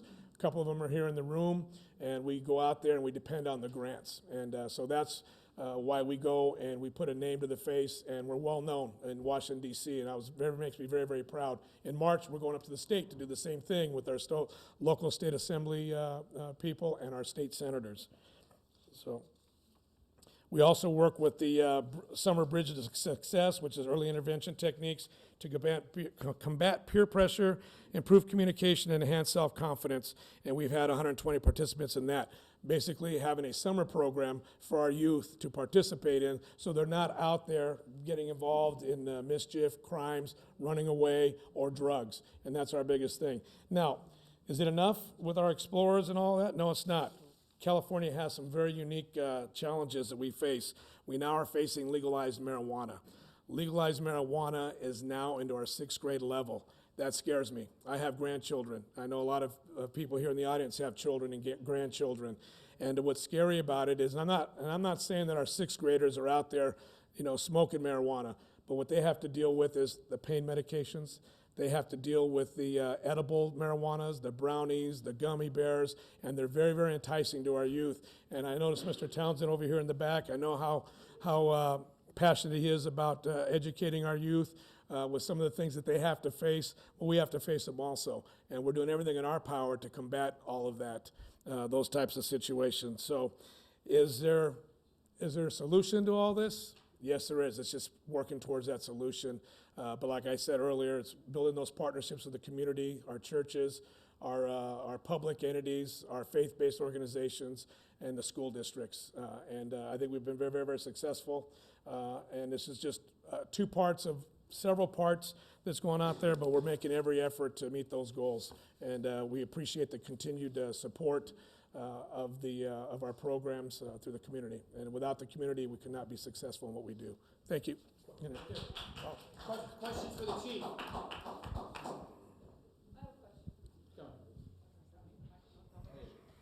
Can you estimate how many of those homeless people may be foster children that have aged out of their foster homes and have nowhere to go? I don't think we've experienced any foster children that have been released into the community. Greg, unless you have any information on that. So we do work with the Child Protective Service and some of the social services, and I know that's been a big thing, along with. But I don't think the percentages of families. Go ahead, Greg. What were you going to add?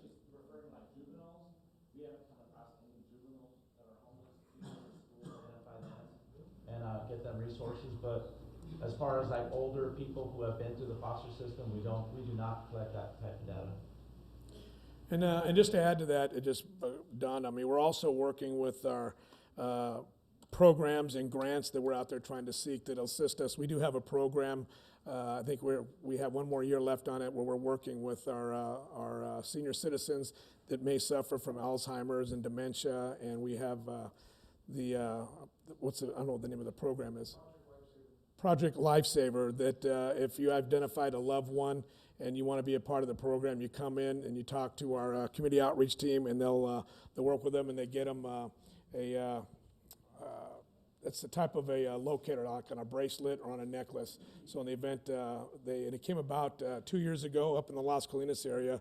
We had a senior citizen that was suffering from dementia, and we looked for her almost 48 hours straight, and she was found 2 houses away from her home. So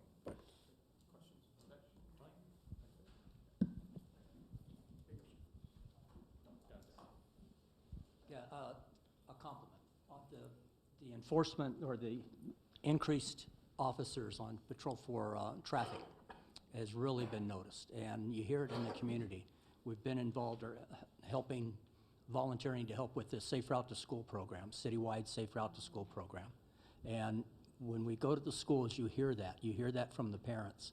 And particularly when you guys go out and do that, get officers from around the community and do a saturation. It's noticed, and people appreciate it. And it's a result, it's reflective of the statistic you provided earlier, the fatalities going from 12 to 3. And just thanks. It was a good you saw it, and good you took care of it. Yes, and coming up at the end of the year, we had only, on those 3 that I mentioned, we had 2 of them were vehicular and 1 of them was pedestrian. And it happened to be one of our mental health homeless that was trying to make it up to Victorville, had just been released from the hospital, but and it happened at 4 in the morning, but it was a pedestrian involved. But yeah, that was our effort, is obviously the quality of life and to make sure that our kids and the community is safe at large. Is there more? Yes, with all the growth in the city, we're now working on commercial enforcement that will be starting here very, very soon to address the trucks and the transportation corridors with the increased development. And that's very, very important to us. So we're looking into that here very, very soon. But yes, the school district, the relationship we have with them, the mayor's commitment to the safe routes, and we do once a month to twice a month. We have all of the surrounding agencies come in and help us train and educate and enforce, not just students walking to school, but the texting, the walking while texting, and the distracted driving is what I'm trying to say. So. There's more questions. So I'll speak quickly while I have the microphone. I'll just say that the Rialto Community Coalition is still active and ready and willing to work with you in regard to the prevention of underage drinking and drug use. I know with the legalization of marijuana, that's a big issue, and working with Senator Connie Leyva, I would like to just continue to work with you in terms of the policies that you will be implementing and the safety precautions that you will be working on as well as we see that roll out. Yes, and just to mention, State Senator Connie Leyva has been a very, very big advocate and supporter of our CalGRIP and our GREAT program. So, and we truly appreciate the support. I specifically represent her in Rialto, and so for my services to you at any time. Yes, thank you. I want to know if the city of Rialto is a sanctuary city? No, it is not. However, it does concern me as far as the grants that we seek statewide and nationally.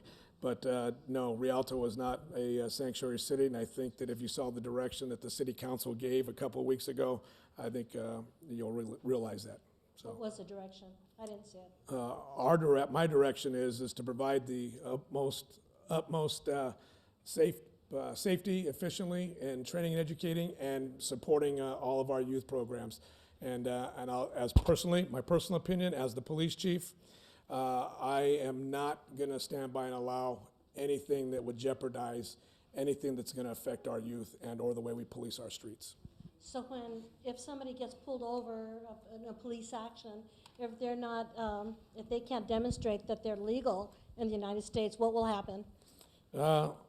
I'll be perfectly clear, and I'll answer your question. Please do. I will follow every federal law, every state law, every county law, any municipal law that is in front of me. However, City of Rialto is in the Inland Empire, and there's other federal entities that are available to address and provide resources for those types of things that are going on in society with immigration.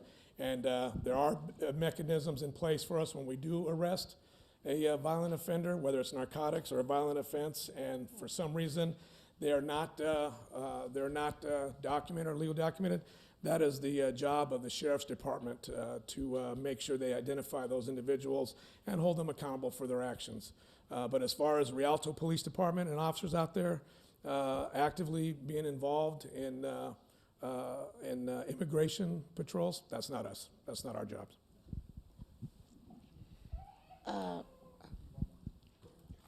Okay, I was going back to when the seniors with dementia, Alzheimer's and everything. What about our citizens with intellectual disabilities?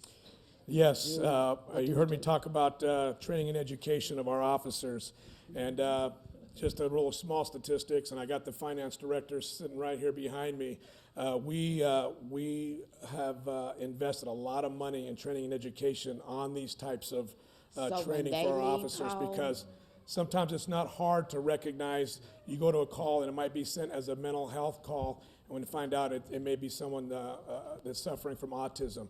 So that's real big. We are training and educating our officers as we move on and addressing those types of issues. Chief Wayne, I just wanted to kind of, on the point in time counts, is it just once? It's annually, correct? It's once a year that the county will send out their resources to assist us, but our community outreach team, they're out there daily, and they're out there, and if they recognize someone that is new that they weren't able to capture on the previous count, same thing. We identify them and we start providing them any transitional services they may need. Some take the assistance and the help and the resources. There's some that don't. They're just happy with just their way of life. Yes, there's a number that, that have dual diagnosis, there could be substance and mental health, kind of going together. Now, I know that the point in time, things been going on for, 5 years running or something? Has Rialto considered any facilities? I know we have sober living homes and for the homeless. I just have in mind George Gutierrez just was found dead, when I, was kind of hit home, he frequented my church and we just, couldn't, there's nothing else, nothing in Rialto. The closest is San Bernardino shelters. Is there any consideration for any shelters, any kind of shelters for just that, situation?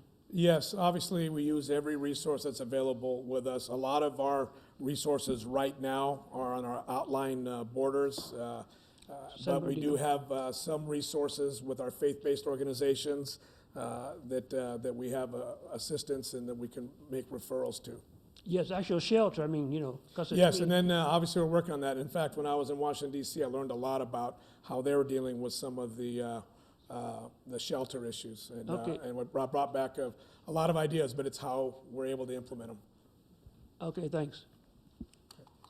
Thank you.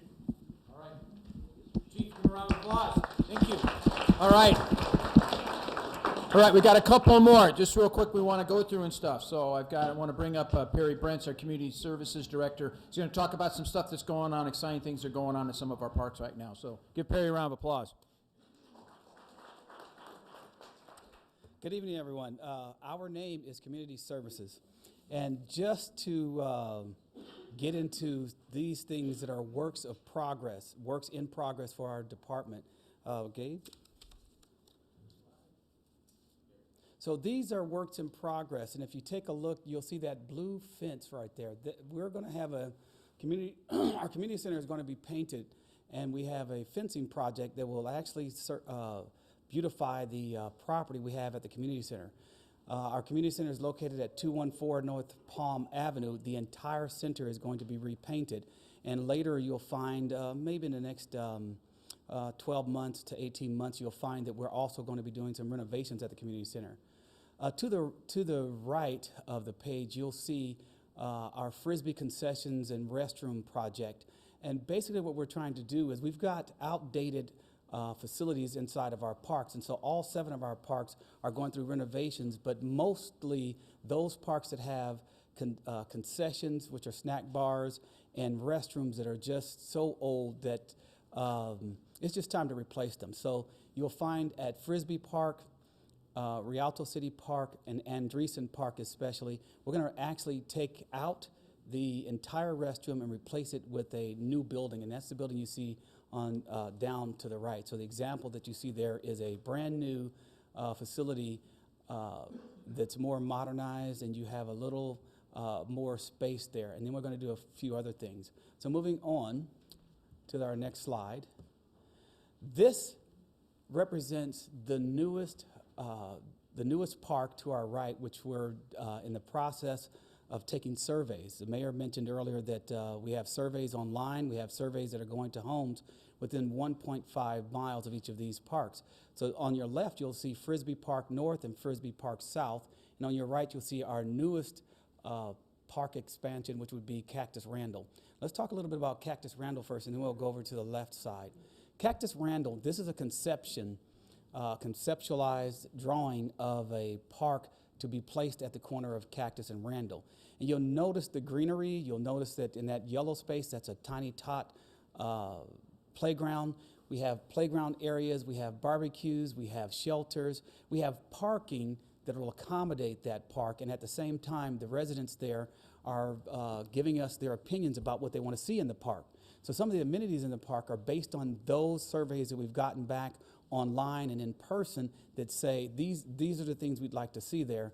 And one of those is a gate around it so that when our parks are supposed to be closed, they're actually closed.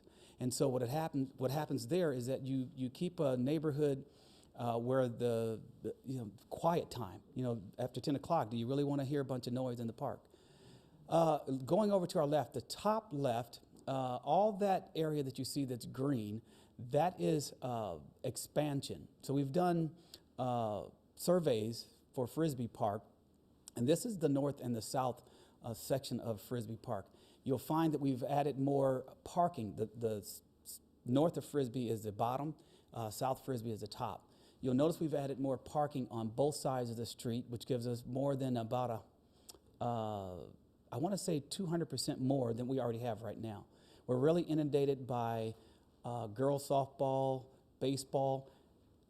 We've got a survey out, and our survey is looking for the community to tell us what they want other than baseball and softball, or maybe we want more baseball and softball. We don't know that until our surveys come back and tell us this, but I'm going to show you a little bit on this design some of the things they did ask for. They want to keep the full court at the park. So in the park side, on the north side, you'll see the two blue side-by-sides. Those are the full court basketball, and that's the side closest to the 210 freeway. If you look further up, there is a half-court basketball that's in the round. And then again, you have the yellow, which is a tiny tot. If you look at the little round brown circles, those are picnic shelters.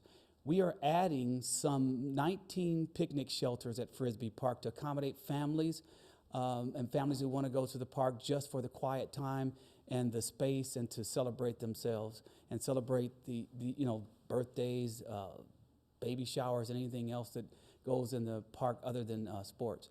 You'll also find that we've included a walking trail. All of these parks, the number one survey component that came back was walking trails. So you'll find walking trails at Cactus Randall, you'll find walking trails at Frisbee.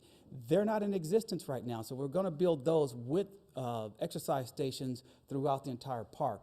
If you go over to Cactus again, one of the other things is we've got senior housing in the Cactus Randall area. So what we're planning on trying to do with our walking trail is put in soft rubber padding, because these are made out of concrete, put soft rubber padding around the entire park so that our seniors can walk through there, comfort, knees not hurting, ankles not hurting, but a comfort level that's pretty good for that.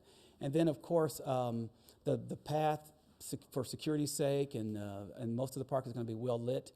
Lots of greenery and a lot of drought-tolerant plants and plant life there. That concludes my presentation. I'll take any questions. Questions for Perry and Parks? Tony up here. And then I'll go over there. Oh. I lived near Frisbee Park, and I did get one of the surveys and sent it in. I couldn't make the meeting on Saturday, though. Please don't get rid of the softball park. My kids played softball there for years. We spent many happy hours there. What I'm questioning is, are you going to build up on the top, back up behind where the snack bar is and the restrooms are? That is actually, we're going to level some of that, but no. It actually comes down and goes across where we level so we can make more space. not actually going up the hill or taking down Well, the I hill. know not up the hill, but it is higher. Right, A so we're little gonna bit grade higher that. ground, okay. We're going to grade that. And you're gonna make parking back there? Yes, Okay. And more lights? and we will have more lights. Good. That's a good thing. And just so you know, there on the north side of Frisbee, there's about 2 acres of expansion, and then on the south side, there's 9 acres, nearly 9 acres of expansion. So we're not taking away anything; we're adding to it. Question? With your community centers, the San Bernardino Community College District has a desire to offer not-for-credit courses in the community. Do you think that there would be an interest with residents to have classes at some of these community centers? Yes. As a matter of fact, one of the things that we're doing right now that we didn't show here is that we're opening up a resource center at 141 South Riverside Avenue. We're going to try to offer some sort of programming that would not involve units, and some that do, some programs that do offer that. And so what I did just yesterday was I tried out for the first time with the with one of our groups, online, face-to-face. You can use your telephone, conferencing.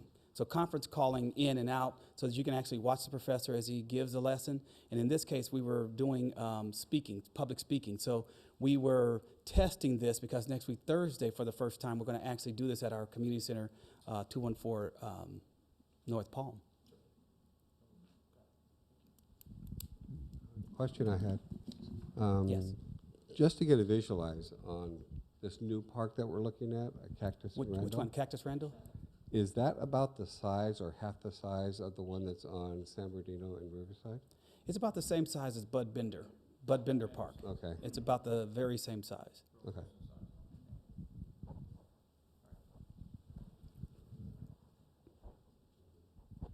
Yeah, I'm wondering, looks like Frisbee Park is gonna get a really cool pathway, walking pathway. Jerry Eves, is that not one of the largest parks in Rialto?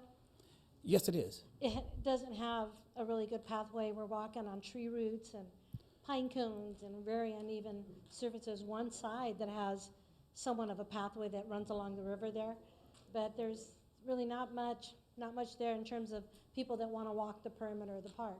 It would be cool to have a walking pathway there. It is a great idea. Matter of fact, I go to Jerry Eves, and it's a very large path. What we're working on right now, just so you know, for our paths, is also trying to put in mileage markers, because, you know, people are now doing the Fitbit and all these things, and so they want to know how far they've gone. Well, the Fitbit takes care of that, but in our parks, for those persons who don't do that, we're going to put in mileage markers. Jerry Eves is one of those places that we're going to get to Jerry Eves, because all 9 of our parks are going to have some sort of renovation. We have 3 parks that we're currently doing the renovations, right away, that'll do that, but in other phases, we'll hit the other 6 parks. Jerry Eves being one that's more the sports complex kind of a thing. The walking path may be an easy solution for us to do something with, because I've seen there's trees in the way, there's all kinds of things, but it's a great path to walk.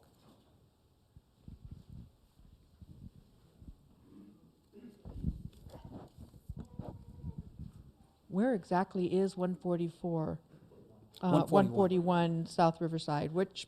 It's it's at next door to the school, the education building. Oh, right next to door. REA, okay. Yeah, we haven't opened the building officially, but it will officially open as soon as we're able to get our kiosk in. So this building offers a kiosk that you can go anywhere in the county or anywhere in the United States to find some kind of a service for you. But what we're trying to do is provide for our residents any services that they're looking forward to. Matter of fact, one of the issues here is all of our local electeds, county supervisor, the assembly person, we're trying to house them there at least once a month, so that if you have constituency issues you want to talk with them about, you'll be able to reach them there. All right. Give Perry a round of applause. Thank you. Very much. All right, last, and we'll go well, hopefully you can stay a little past 8 because we got a little bit of information we want to share. George Harris has about some of the finances and just talk about some information related to our UU2, as the mayor mentioned, and stuff, and some of the things we want to get some input and some discussion from you. So give George a round of applause. So.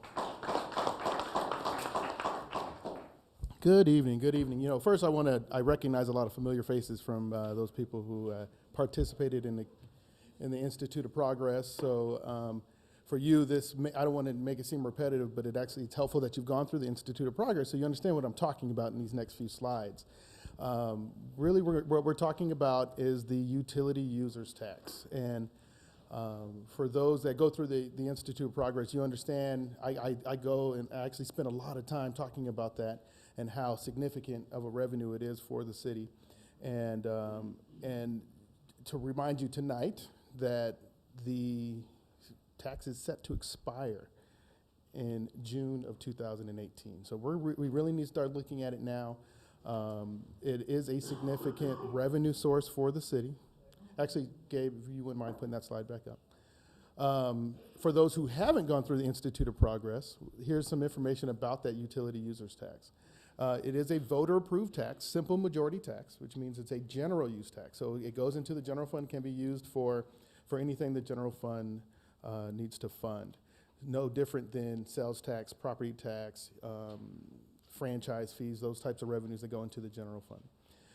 The first time it was approved was in 2003, so it covered the period from 2003-4 through 7-8, and then again in 2008, which covered 8-9 through 12-13, and then the tax that we're actually living with now is the one that was approved in 2013, which expires every 5 years, so it expires in June of 2018. It's an 8% tax on your utility services. So the tax applies to, you'll see a line item on your utility bill. Your telephone bill, gas, electric, water, cable, and your wastewater bill. The city's been a significant revenue. It's averaged about 20% of our general fund. And so when we talk about significance, if you have the tax, it's, go ahead, Gabe, next slide. It represents about $13 million to kind of put it in perspective, but the easiest way to put it in perspective is you think about everything that these gentlemen do behind me as far as deploying resources into the community, whether it be fire, police, public works staff, staff in recreation, staff in development services, they're out doing inspections. When you look at the perspective of what 20% means, you could sit all the employees in a room and all those employees that are providing services and count down the line, 1, 2, 3, 4. Without the tax, that 5th person is gone. And so that's a 20% reduction in your staff levels that actually support all the services that the city provides. So it's not an insignificant amount of money. Next slide. This is a chart that is important for you to review because it shows exactly how much money we received in UUT since 2003, 2004, and just continues to reiterate the share of the total general fund that it represents and has represented in each one of those years. Without the tax in any one of those years, that scenario would have taken place. We would have been 20% down on all the services that we provide out of the general fund without the tax. Keep going. Here's a perspective as we start layering the cost of the various departments against our revenue structure. So if the police department represents 37%, and we're just using that as an example, the police department's the largest chunk of the city. Without that utility users tax, you're looking at half of the police department. Let's just say the police department was the only department impacted, half of that department would have been impacted without the tax. Now, of course, we would spread the use of the tax against all the departments, and that's where you run into a scenario where 20%, one out of 5 of the folks that are on the street providing services, they would have been without the tax in place. Next slide.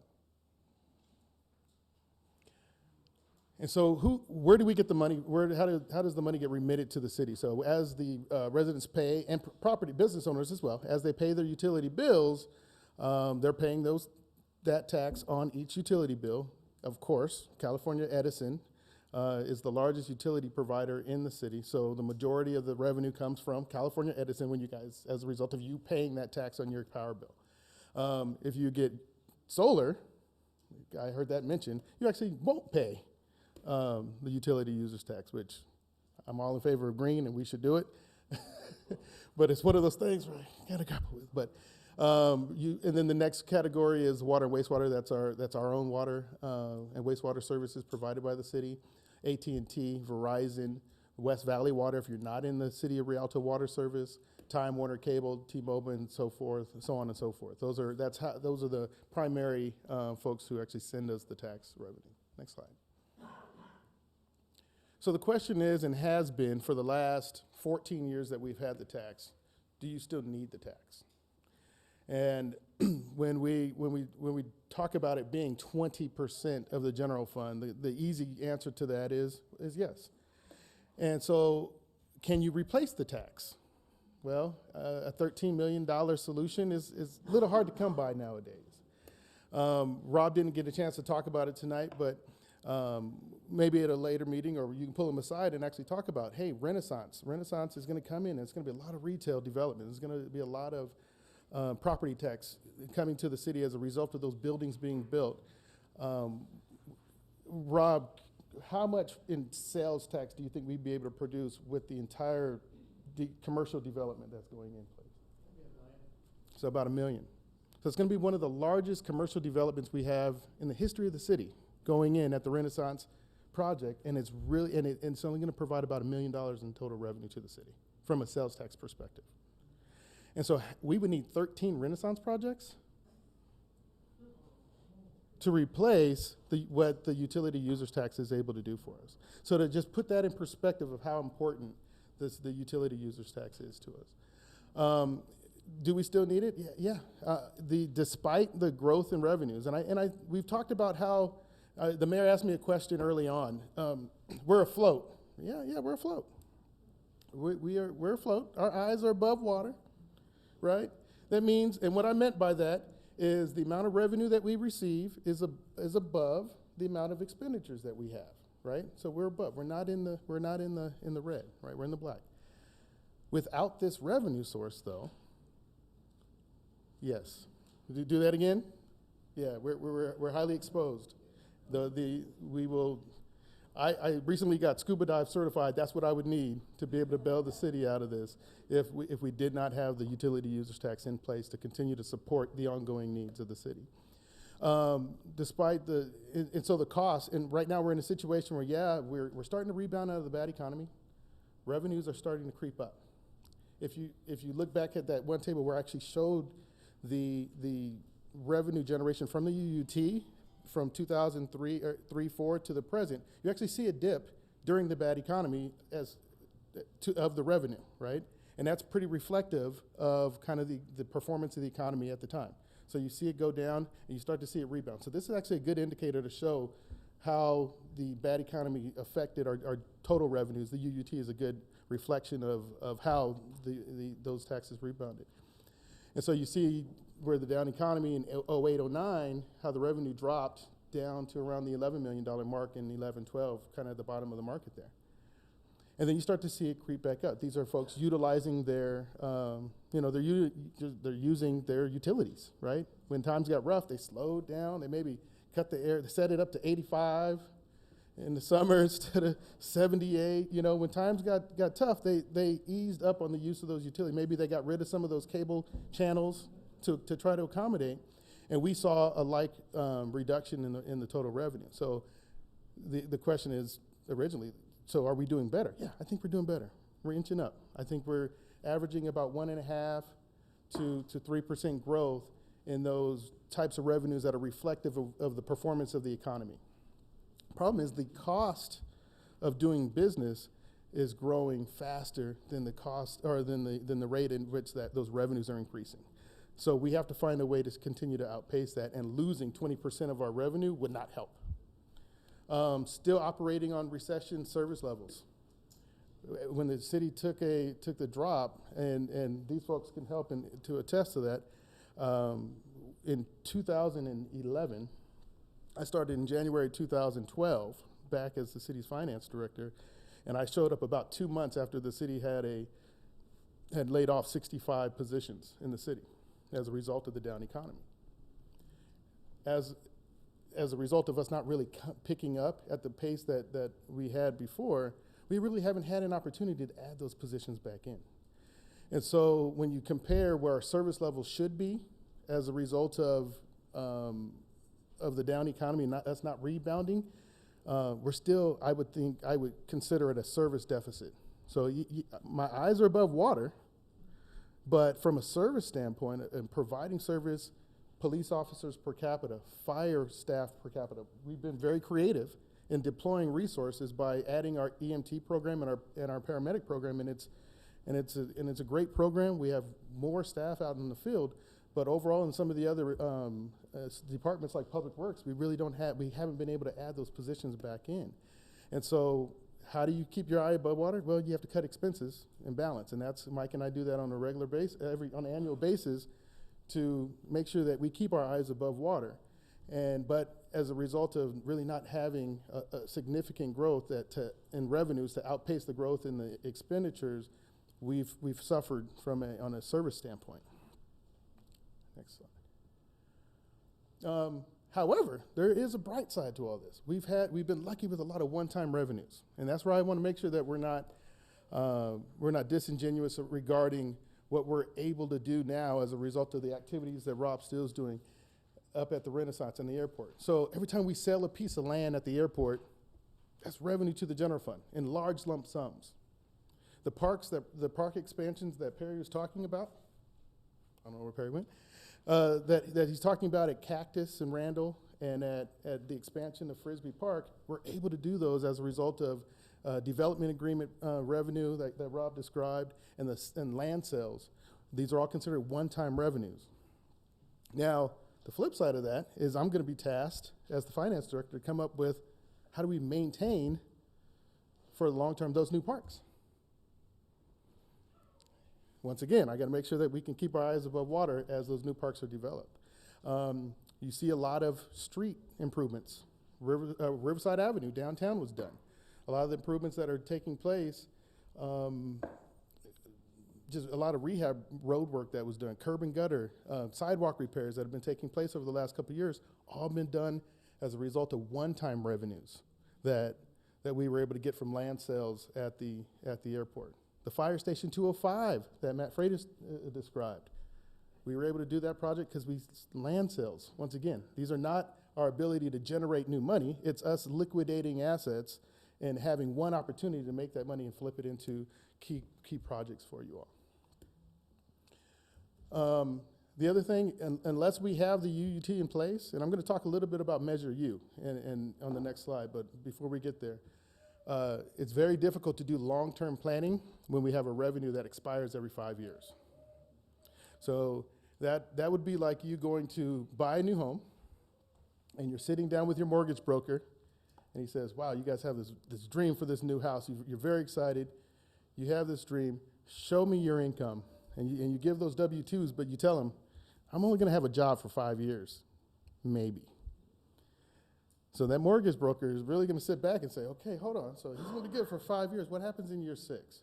And so by having the sunset on the utility user tax, we're up against that every 5 years. How do we plan for long-term growth? How do we plan for long-term and sustainable service levels with a hanging every 5 year having a vote and having a chance that the tax could go away?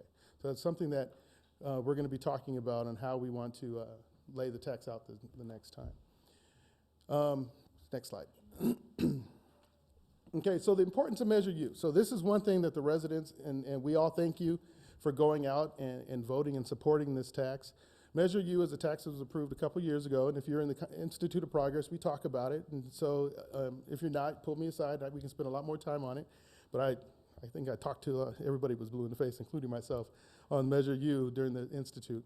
But Measure U is a $1 per gallon fuel storage tax at the tank farm. Everybody knows where the tank farm is, south of the freeway. Part of the problem regarding Measure U is who's paying it? Big oil. And big oil, They really like their money. Let's call it what it is. And so the legal battle as a result that's ensued as a result of us voting in the Measure U tax has placed a bit of an uncertainty as to when we can actually start utilizing the money. I think eventually we'll prevail. We've actually won the first battle at the district court. It's going to be at an appeals process here pretty soon. I think the outlook is good, but I can't write checks on money that I don't know that we're going to have yet or when we're going to have it. So that's going to eventually bring in $9 to $10.5 million a year. Now the good thing about that is the council has directed staff and actually have taken action that once that's implemented, then a reprieve can be provided towards the utility users tax, lowering it from 8% to 6%. So what does that mean for all of you is that the amount of tax that you pay is going to be reduced by 25%, right? Going from 8 to 6. That represents about $3.4 million in revenue that won't be levied on the UUT, that we'll receive by way of the Measure U tax once implemented. That's going to leave us around about $7 million in excess Measure U money that we can now start to program towards long-term capital growth. So those things that we've been spending one-time money, as we've been lucky to get land sales to be able to build the parks, to do the maintenance on the roads, to do those things, Measure U, once implemented, will be able to continue to fund those activities going into the future. So now what you'll end up having as a result of a long-term utility users tax, if approved, and a Measure U in place, is a long-term strategy that we can put together to actually start a regular maintenance schedule for roads and not have to rely upon one-time money. Does that make sense? Okay. And I mentioned that the problem with Measure U and the reason why your UUT's not been reduced is that at that $3.4 million, I need to continue receiving that until I know that Measure U's coming in, or else we'll be short. So go on to the next slide. So as we, the staff and the council continue to deliberate about how to place the tax out, how to set it on the ballot, and what form is it going to be, these are going to be the major components of that decision. Is it going to have a sunset again? Will it have a 5-year sunset? Will it have would it have any sunset at all? Okay. There's a downfall to having a sunset. It's trying to plan how do you plan long term with the possibility of it going away? It's very difficult to do that. How are you going to tell that mortgage broker that you can only guarantee that you can continue paying your mortgage for 5 years? And you're telling them that at the point of asking for that mortgage. It's going to be very different. They're going to look at you different, as do people who look at us when we look to borrow money. The mayor talked about a new city hall, a new police department. Now, if I know that the revenues are in place long term, and there is no sunset on the UUT, then I can go out into the finance world and secure proper financing for a new city hall, for a new police department. I have excess revenue coming from Measure U. It's sustainable. It's been proven. UUT doesn't have a sunset. Now I can borrow money to advance towards the construction of a new city hall or a police department. Until then, they're going to look at me sideways and say, well, I don't know if we'll be able to finance that. And then looking at what levels on the UUT. Is it going to be 6%? Is it going to be 6%? It's going to be that once Measure U is implemented. But is there going to be a difference between the rate on residential versus non-residential? Those are all decisions that we'll need to deliberate and run the financial models on and find out exactly, quite frankly, it's going to come down to what the community will support in a long-term measure. So with that, I can answer any questions you may have. Questions? Quickly. Yes. I have a couple of questions. The first one is, if the UUT continues, and you're talking about sunsets and no sunsets, is there going to be a sunset for senior citizens once they retire, that they no longer pay that utility tax because they become, and more likely than none, retire to a much lower income? That's actually a wonderful question. Currently, seniors over the age of 65 and households that meet the income qualifications for low income, they're currently exempted from paying the UUT now. And so once they hit 65, they're exempted now. And that will stay, is what my question is. Absolutely, That yes, will stay. yes. Okay, then. Go ahead. My second question goes back to a chart that you had here. And as much as I completely understand the need for this UUT and the benefits that it has in our city and everything else, I also find it offensive that the residents in this city who utilize our new water resources are 16.9% of your budget on top of already increased rates that we're paying to for the water and the wastewater. Because that is substantial, and that hits hard to a lot of families with income that live on limited income. Although we need the services that it's providing, there needs to be some sort of look at the water for this city and that tax. Because I think that when I'm looking at this entire list of these utilities, I understand it from the Edison Company. I do not understand it why just to have water in our city, we're 16.9% of your budget. That to me is a problem.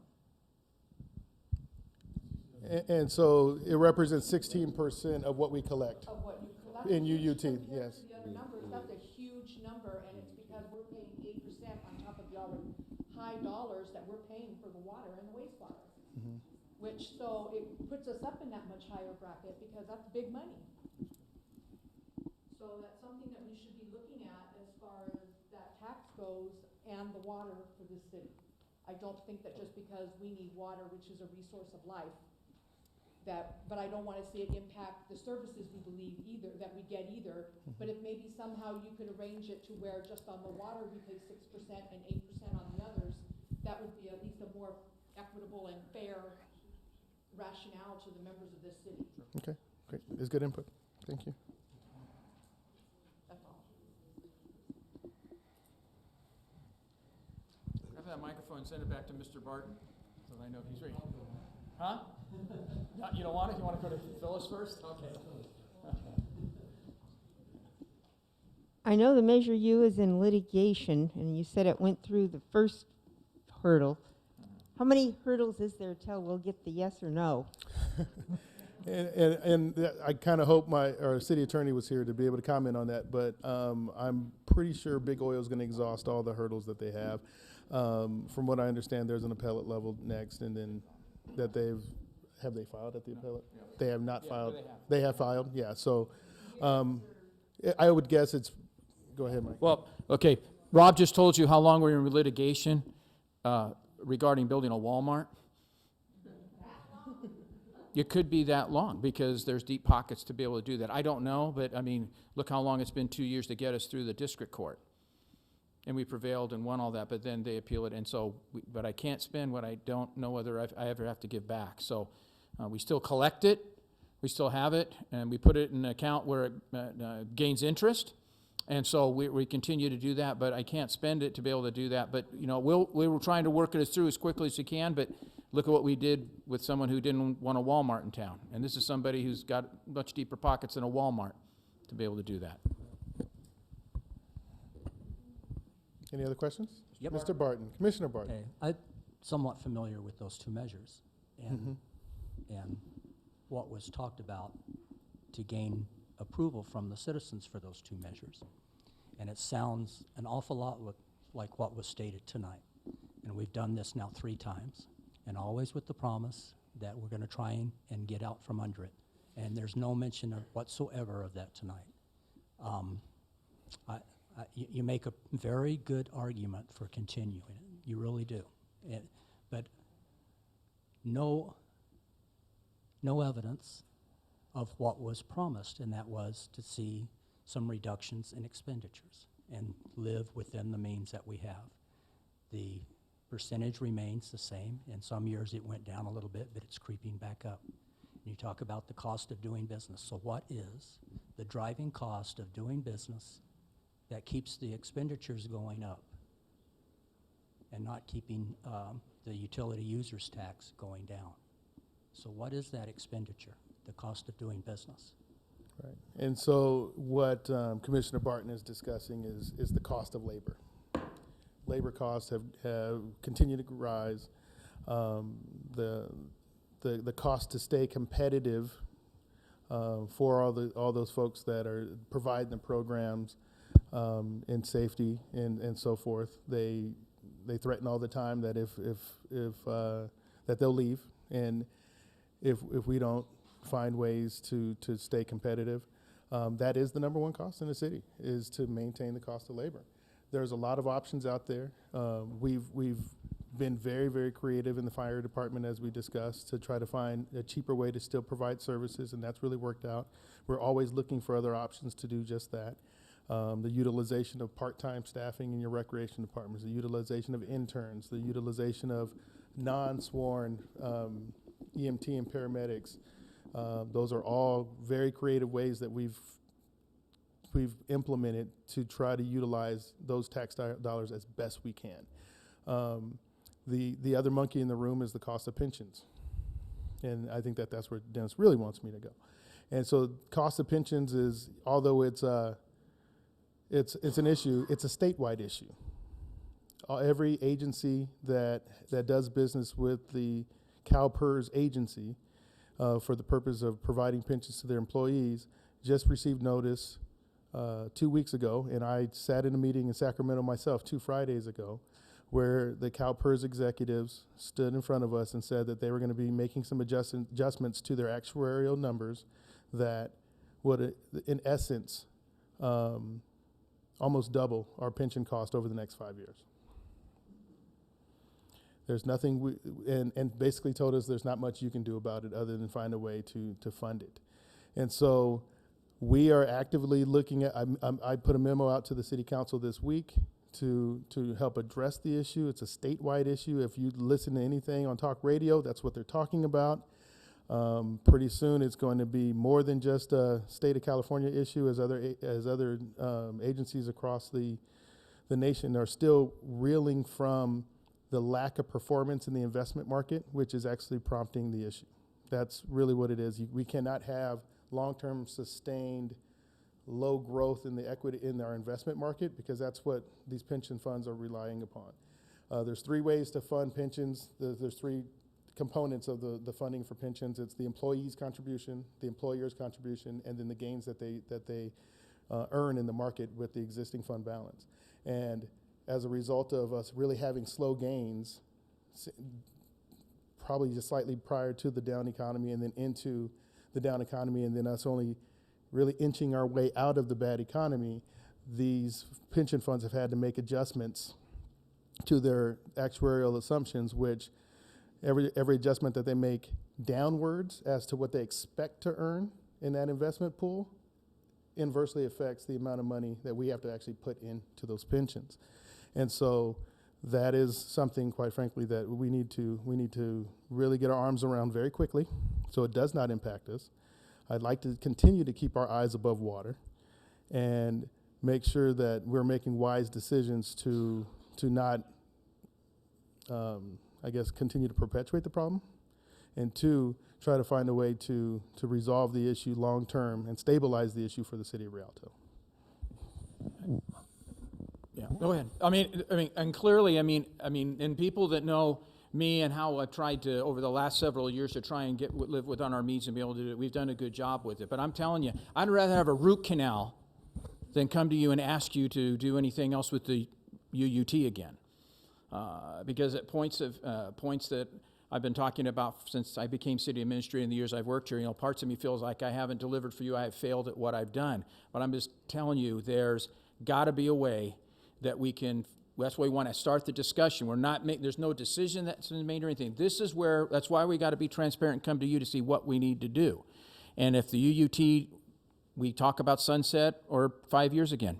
If that's what the community wants and that's what the council wants, that's what we'll do again. I'll take it. If we've promised to drop it from 8 to 6 with the Measure U, we need to deliver and do that. That's what my recommendation is going to be. At the minimum, I've got to do that. Do we need to do something maybe with the commercial and industrial to keep it higher for them, maybe, because things are kind of shifting with that. When you've got Niagara and Medline and some of these larger users like Target, maybe we keep it higher in them. That's what we want to start the dialogue with. But I'm telling you, there's some way that we're going to still need to do this, whether it's because of labor, because of other stuff. And we're not going to build development to get out of it. We're going to do the best we can, like Rob said. If you took Victoria Gardens, Ontario Mills, and Mountain Grove and drop them in Rialto, they don't generate $12 million. So I can't build commercial fast enough or big enough to be able to deliver what we're doing. And so how do we do this and live within our means to make this happen? We're going to come to you, and this is the beginning of the discussion to do it. And so we want to have that dialogue to do it. You understand what it is, Mr. Barton and a lot of other people and Judy and the people who have been here that helped us in the past. We're going to try to find a way to recraft it. Is there some other tax we can do? Other cities increase their sales tax. You can do that too. We would capture some people that buy stuff here, but the problem with the sales tax, this is just my opinion, I can't exempt anybody from it, like you can with the UUT, which stays within us. I can't, you can't go in the store and say, hey, I'm 65. Oh, I don't have to pay that extra half cent. We can't do that. With the UUT, at least we can structure something in there to be able to do that. And sometimes even with the sales tax, we don't capture a lot of the outside people. You get some of the people, that work for the school district or other people that come here and shop and do things, but a lot of times we're taxing our own people again with the sales tax. And so I'm not sure, we've got to have this discussion. That's why the council, the mayor and the council want us to begin the discussion about it. No decision has been made, but this is why we need the dialogue from you of what it is. We can plead and do everything we want, but the end result, it rests with you, being able to tell us what you want to be able to do so we can deliver the services and do the things that we talked about tonight, to be able to do and continue to do that. But as George says, the reality of it is labor is the biggest nugget that we've got to deal with. And as we continue to carve that down, whether it's reducing staff or controlling pensions or whatever it might be, that number continues to grow. That number continues to grow, and we've got to find a way to do it. And then when Measure U comes up, what do we do with that money? That was meant to use enhanced stuff, not to supplant, the UUT to be able to do that. It was to continue to do other things. So we've got to find a way to do this together, and that's why it's important for you and the council to hear, what we can do. So this is the beginning of it. This is the answer, but we need to have this dialogue because it's going to need to be something, and hopefully by the end of the year we'll be able to come with you to be able to do that. And we don't want to wait till 2018 to plan this when we're down $12 million, and we got to do something. We have to figure out what that strategy is, and you're an important cog in making that happen. So, go ahead. That's the question. I'm sorry. Yes, are you saying we need to increase what we're already paying? No, or just keep it at the same level? We need a sustainable solution that, and so right now, I think what we're looking at is the 6%, which is what was promised to be implemented once Measure U was implemented. And then, is there something that would happen with so on residents, we're looking at that 6%. But is there another option for the non-residential elements? Do you all support something that would be, a little higher on them to offset? So if you would increase the tax for commercial, that would It's currently at 8. So do we keep it at 8? It's on 8 on everybody right now. We're saying you can drop it to 6 on everybody, or do we just drop it to 6 on residents and keep it at the 8? We promised with Measure U we'd lower it for them. Am I reneging on my promise? But I don't know. I mean, we need to look at that. When you have a Niagara bottling plant in the north end of Rialto, which generate water, which is one of the biggest. That's Fontana water, but just to let you know, I got Fontana water, and I would take Rialto Water Service rates any day over Fontana water. But the reality is, the amount of water they put through there, they bottle 45 bottles a second, 365 days a year, 24 hours a day. So that money, that water that comes in that they pump through to do that, that's gold to me. I mean, and so do I want to lower theirs? Didn't they build that into their model when they came in and said, I'm always going to pay 8%? Okay, let's tell them you're always going to pay 8%. Or the Target up there, that's a refrigerator and freezer that, all the food that goes to them, that's a freezer and refrigeration facility that's almost 1 million square feet. Okay, that's generating electricity. Do I want to lower it on them? No, I don't know. So those are the types of things we got to look at, help with the residential and commercial, but it's a discussion we got to have. But our intent was not, it's 8 now on everybody, lowering it for sure on the residential. It can be on the commercial too, but we want to have that discussion, and then we're going to talk about that. Yes? We did tell them that we were going to lower it to 6. That's correct. That is correct. We did tell them. And so we told them, and we may change our mind. No, I'm just saying, yeah, we told them we may change our mind. So, I'm sorry we ran over time. I know we wanted to get everybody out of here by 8 o'clock, but are there any other questions? Okay. all right.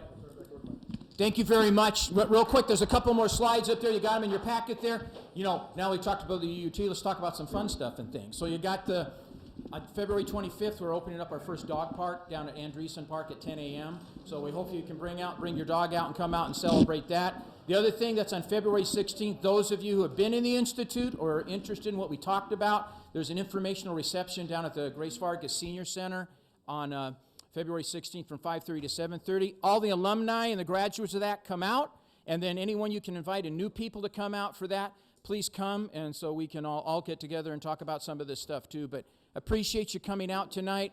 If you have any other questions for any of these department heads, they're here, and they'll answer your questions afterwards. Thank you for coming out.